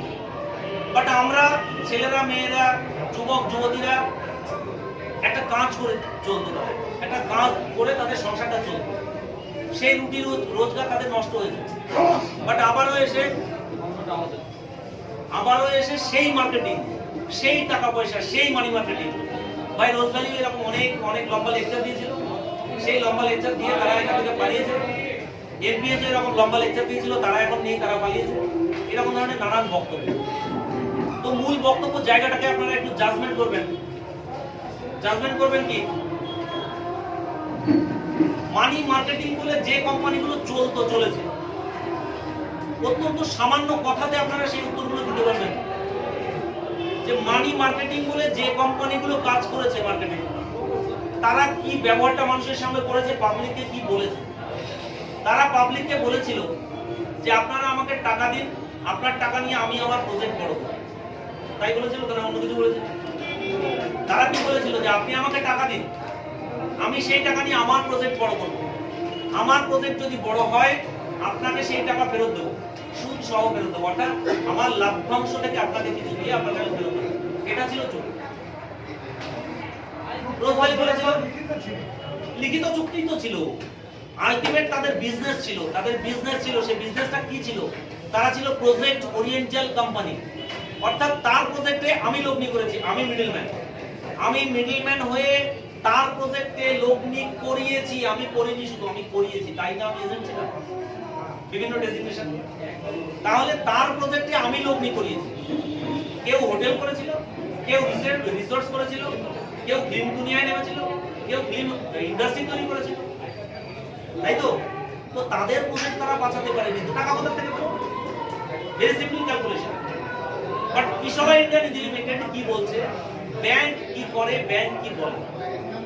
ব্যাংকের কি কেউ কোথাও দেখেছেন অমুক জায়গায় একটা হোটেল আছে, অমুক ব্যাংকের নামে ওখানে একটা নার্সিং হোম আছে, অমুক ব্যাংকের নামে ওখানে একটা রিসোর্স আছে? দেখেছেন? কিন্তু দেখেছেন কি দেখেছেন? নার্সিং হোমে ঢুকবেন, পাওয়ার কি জানো কথাটা, hypothecated by state bank, hypothecated by Allahabad bank. দেখেছেন না? বা যে প্রজেক্টে ঢুকছেন সেখানে দেখুন ছোট করে লেখা রয়েছে বা বড় করে লেখা রয়েছে, দেখেছেন আপনারা? বাট অধিকেটেড, ঠিক আছে? আজকের ডেটে এইটা বলুন যে ব্যাংক, কোনো অর্থনৈতিক সংস্থা, সমবায় থেকে শুরু করে, সেন্ট্রাল কোঅপারেটিভ থেকে শুরু করে, গ্রামীণ ব্যাংক থেকে শুরু করে, বিভিন্ন ন্যাশনালাইজড ব্যাংক থেকে শুরু করে, কেউ উঠে গেছে এরকম একটা টাকা? একটা ব্যাংকের নাম বলুন যে ব্যাংকটা উঠে চলে গেছে, তারা কোনো নিশ্চিহ্ন, সে আর নাই। সেরকম দুর্ঘটনা কিন্তু ঘটে। কিন্তু এইরকম দুর্ঘটনা বহু আপনাদের সামনে নজির আছে, যে সেই ব্যাংক থেকে টাকা নিয়ে ভদ্রলোক বা ভদ্রমহিলা বা সেই ইন্ডাস্ট্রি শাটার বন্ধ করে ফেলেছে। আছে না? প্রচুর আছে। তাহলে ব্যাংক সুস্থ অবস্থায় কেন দাঁড়িয়ে থাকে, আর কাস্টমাররা কেন এখান থেকে সরে চলে যেতে পারে? অ্যাকচুয়াল কি হয় দেখুন, ব্যাংক পাবলিক মানি নিয়ে কাজ করে, পাবলিকের থেকে টাকা নিয়ে সেই পাবলিকের মধ্যেই লগ্নি করে, ফলে এখান থেকে চলে যাওয়ার ব্যবস্থাপনা নেই। দ্বিতীয় জায়গাতে এখানে কোনো মালিক নেই। তো কোনো প্রজেক্ট ওরিয়েন্টাল কোম্পানিতে আপনি যখন টাকা লগ্নি করেছেন, সেটা একটা মালিক ছিল, সেটা তো তার চিন্তা ভাবনা ছিল। আর ব্যাংক উঠে যায় না কারণ এরা ডিরেক্টর বোর্ড দ্বারা পরিচালিত, এখানে কোনো মালিক নেই। কি হবে দাদা? আমি 1 কোটি 2 কোটি 5 কোটি, আমি আজকে ডিরেক্টর জায়গাতে আছি, আমি 1 কোটি 2 কোটি 5 কোটি 10 কোটি নিয়ে চলে যাবো জেলে যাওয়ার জন্য, না সুইসাইড করবো? নিশ্চয় আমি সেটা করবো না। আমি গেলে কি হবে? আমার সংস্থা এখানে পড়ে থাকবে, আমাকে এরাই ধরিয়ে দেবে। কারা ধরিয়ে দেবে? তন্ময় বাবু আছেন, পলাশ বাবু আছেন, আপনারা আছেন, আপনারা শেয়ার হোল্ডার, আপনারা তো খোঁজ রাখবেন সৌরভবাবু কোথায় আছে। আর এখানে আসতে গেলে, এই ডিরেক্টরশিপ পদে বসতে গেলে আমার পাসপোর্ট থেকে শুরু করে আমার জমি বাড়ি সোনা গয়না গলায় যেখানে যা আছে, আমার বউ বাচ্চা সব আরবিআর কাছে দেওয়া। আলটিমেট পালাবোটা কথা অন গড বলছে, আমার ডিন ডিজিটাল থেকে শুরু করে সব গভর্নমেন্টের কাছে, মানে আমি যে কোনো মুহূর্তে আমার সব কিছু সেট করে নিতে। আমি কি কি দুষ্টুমি এখান থেকে করতে পারি, কি কি অনলাইন অত্যাচার আপনাদের জন্য করতে পারি, এটাও জেনে রাখতে হবে। আমি খুব নেগেটিভ দিয়ে বলি আপনাদেরকে। আমি খুব জোর হলে একটা স্টাফকে চাকরি দিয়েছি, ওরা বলতে পারি ভাই তুই সত্যবাবুকে 1 লাখ লোন করি। এখন ছোট সংস্থা আছে, আমি 1 লাখ বলতে পারি। সংস্থা বড় হয়েছে, শুভেন্দুবাবু ভালো কাজ করে, ভারত দাপট, আমি ডিরেক্টর পদে বসে আছি, চাকরিটা আমার হাতে হয়েছে, ভাই ওকে 1 কোটি টাকা লোন করে দিই। 1 কোটি টাকা লোনের সঙ্গে শুভেন্দুবাবুর সাথে আমার ফিটিং হলো। কি ফিটিং হলো? 1 কোটি পাবেন আপনি, 25 লাখ আপনার, 75 লাখ আমার দিতে হবে। আমার তো সংস্থা না, আমি তো এখানকার মালিক না, তোমার সঙ্গে আমি ফিটিং করে নেব। মিটিং করে নেওয়ার পর উনি আমার সঙ্গে তাতে এগ্রি হয়ে গেলেন। এগ্রি হওয়ার পরে আমি 1 কোটি টাকা ছেড়েও দিলাম, তাই তো? আমি 1 কোটি টাকা নিয়ে পালালাম। কি হলো আমার সংস্থার? কি হলো? প্রত্যেক মাসে যে কমপ্লেন্সটা জমা হয় MGT 1, MGT 2, সেই কমপ্লেন্স প্রথম মাসে ধরা পড়বে, দ্বিতীয় মাসে ক্রস কানেকশন হয়, খুব সূক্ষ্ম বিচার না করলে 2 মাসেও ধরা পড়বে না, বাট তৃতীয় মাসে ওটা ধরা পড়বে। আর যখন তৃতীয় মাসে ধরা পড়বে তখন কি হবে? শুভেন্দু পালাতে পারবে? পারবে না। শুভেন্দু যে পালাতে পারবে? পারবে না। কারণ এই রিপোর্টটা কে নিচ্ছে আর কে নিচ্ছে? রিপোর্টটা নিচ্ছে হচ্ছে RBI, রিপোর্টটা দিচ্ছে হচ্ছে অডিটর। সেই অডিটরটাকে গভর্নমেন্টের অডিটর। আমি বিতর্কের খাতিরে বললাম অডিটররেও অন ফিটিং করে দিলাম, ঠিক, বাট RBI ফিটিং করা যায়। যদি এত বড় সব ফিটিংই করা যেত তাহলে রোজভ্যালি MPSL কেমিস্ট্রিরা পালাতো। বুঝতে পারলাম? তাহলে সেক্ষেত্রে দাঁড়িয়ে সংস্থার কি ক্ষতি হলো? আপনারা এটা ভাবুন, সংস্থার কি ক্ষতি হলো? আমি মিনিমাম একটা কিছু নিয়ে অন্যায় অত্যাচার করে আমি এখান থেকে গেলাম কোথায়? জেলে শুভেন্দুবাবুকে নিয়েই বেরোলাম। হলো সংস্থা জায়গায় দাঁড়িয়ে রয়েছে, কারণ প্রচুর টাকা লোন দেওয়া হয়েছে। এই লোনের টাকা তো নিয়ে আমি পালাতে পারি, নাম্বার 1। নাম্বার 2, যখন ধরা পড়লো একটা ভ্যাকান্সি ফাঁকা হলো, কি ভ্যাকান্সি ফাঁকা হলো? ডিরেক্টরের ভ্যাকান্সি ফাঁকা হলো। RBI সঙ্গে সঙ্গে RBI রিজনাল সিস্টেমটাকে RBI-টাকে 4টে ভাগে ভাগ করা আছে, নর্থ, সাউথ, ইস্ট, ওয়েস্ট, 4টে জোনালে ভাগ করা আছে। তো আমাদের যিনি রিজনাল ডিরেক্টর RBI, তিনি এই পদটাকে তিনি নিজে বসবেন বা তার লোক প্রতিনিধি এখানে পাঠাবেন, পাঠিয়ে নিয়ে সংস্থাটাকে জাজমেন্ট করবেন এখান থেকে কাকে ডিরেক্টর পদে বসানো যায়। আমি তো সেল, আমি তো একদম জায়গা মতো ঢুকে দিয়ে যাবো। তাহলে আলটিমেট সেই ডিরেক্টর পদে কেউ না কেউ একজন বসে যাবে। আপনাকে ডাকতে পারি, ম্যাডাম আপনাকে ডাকতে পারি, তারা দেখে নেবে। দেখে নেবার পরে এখানে ডিরেক্টরশিপ পদ জায়গাটা দেখে নেবে। এর সঙ্গে কে কে অন্যায়ের সঙ্গে যুক্ত আছে তাদেরকে সাইড করে দিল, বাট ব্যাংকটা কি বন্ধ করবে? আপনার সমস্যাটা বুঝতে পারলাম। Just for example Punjab national bank, just for example yes bank, clear? এই ঘটনাই ঘটে, অন্য কিছু না। এটা অনেক বড় ব্যাংক, এদের ডিরেক্টররা এইরকম ধরনের ঘটনা ঘটেছে। তাতে কি হয়েছে? ইয়েস ব্যাংক বন্ধ হয়েছে না? পাঞ্জাব ন্যাশনাল ব্যাংক বন্ধ হয়নি। তো আমার এখানেও তাই। তো চলুন এই রোজভ্যালি MPS, অ্যালকেমিস্ট বা সারদা, নারদা, বড়দা নিয়ে যদি কেউ কথা বলে তাদের সঙ্গে আপনারা একটা বিষয় ক্লিয়ার করুন, প্রাইভেট লিমিটেড আর পাবলিক লিমিটেড নিয়ে আপনারা পরিষ্কার হন, এবং লোন সেক্টর মানে মার্কেটেই লোনের টাকা পড়ে থাকে এটা কোনো প্রজেক্টে যায় না। বুঝতে পারলাম? এই জায়গা নিয়ে আপনারা একটু পরিষ্কার করবেন। কনফিডেন্স তো আপনার উপর নির্ভর করছে। এরপরে আসুন লোন পার্টে আসি। লোন নিয়ে যারা মার্কেটিং করছেন, লোন নিয়ে যারা মার্কেটিং করবেন ভাবছেন, খুব সতর্কতার সঙ্গে কাজটাকে করতে হবে। কারণ সমাজে যারা শুধুমাত্র লোনের দিকে তাকিয়ে থাকে তারা যে কোনো জায়গাতে যে কোনো ইন্টারেস্টে লোন নিয়ে নেয়। শোধ দেওয়ার সময় কিন্তু তাদেরকে অনেক কষ্ট করে শোধ দিতে হয়, বা অনেকে শোধ দিতে পারেন না, সেখানে অনেক নোংরামি জায়গা চলে আসে। তো লোন নিয়ে আপনারা টোটাল লোনের কনসেপ্ট নিয়ে শুধুমাত্র একদিন আপনার সিনিয়রের সঙ্গে আপনারা বসবেন বা আপনাদের ইউনিট লিডারকে নিয়ে বসবেন, বসে নিয়ে লোনের কথা মানুষকে বলবেন, আদারওয়াইজ কিন্তু লোনের কথা কাউকে বলবেন। মাথায় রাখবেন লোন প্রত্যেকটা এলাকাতে যাবে। কিভাবে যাবে? সেই এলাকাতে যখন ব্রাঞ্চ তৈরি হবে, সেই এলাকাতে যখন পরিকাঠামো তৈরি হবে, অর্থাৎ লোন কালেকশন করবার মতো লোক যখন রেডি হবে তখন আপনার এলাকাতে লোন। আজকের ডেটে আপনারা লোন নিন, কারা লোন নেবেন? যারা নিজের বেসটা কিশোরাইতে তৈরি করতে পেরেছেন, নিজের বেস তৈরি করতে পেরেছেন, আপনি এসে নিজের লোন, নিজের টেস্ট করুন। আপনার কথাতে আরো দুটো লোন যাবে, আপনি বেস তৈরি করতে পেরেছেন, আপনার কথাতে একটি লোন যাবে। যদি লোনের কালেকশন না আসে তো আপনার লজ্জা থেকে পারবে, আপনি ইনকাম করছেন, আপনি একটা হ্যালো পারবেন, লোন তুলে যাবে সিকিউরিটি আপনি সেই লেভেল থেকে আপনারা লোন নেবেন। আদারওয়াইজ ঝুঁকি নেবেন না, কারণ পাবলিক মানি, টাকাটা আপনিই মার্কেট থেকে এসেছেন, আপনারাই মার্কেট থেকে টাকা এনে লোন নিয়ে কাজ করতে গেলে লোন সম্পর্কিত খুঁটিনাটি তথ্য সমস্ত বিষয় জেনে নিয়ে লোন সম্পর্কিত কাজ করতে হবে। বলুন আপনাদের এবার কি বুঝতে আমাদের কাজটা কি? হ্যাঁ, আমাদের কাজটা আপনাদের কাজ কি কি করলে ইনকাম পাবো? ক্লিয়ার?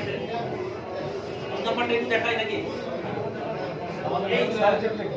বুঝুদা ম্যানেজার বলতে মার্কার এ পলাশ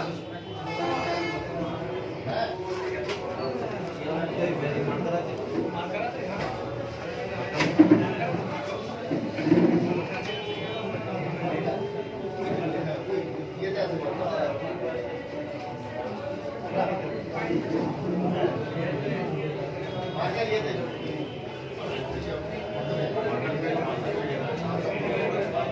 দেখা যাচ্ছে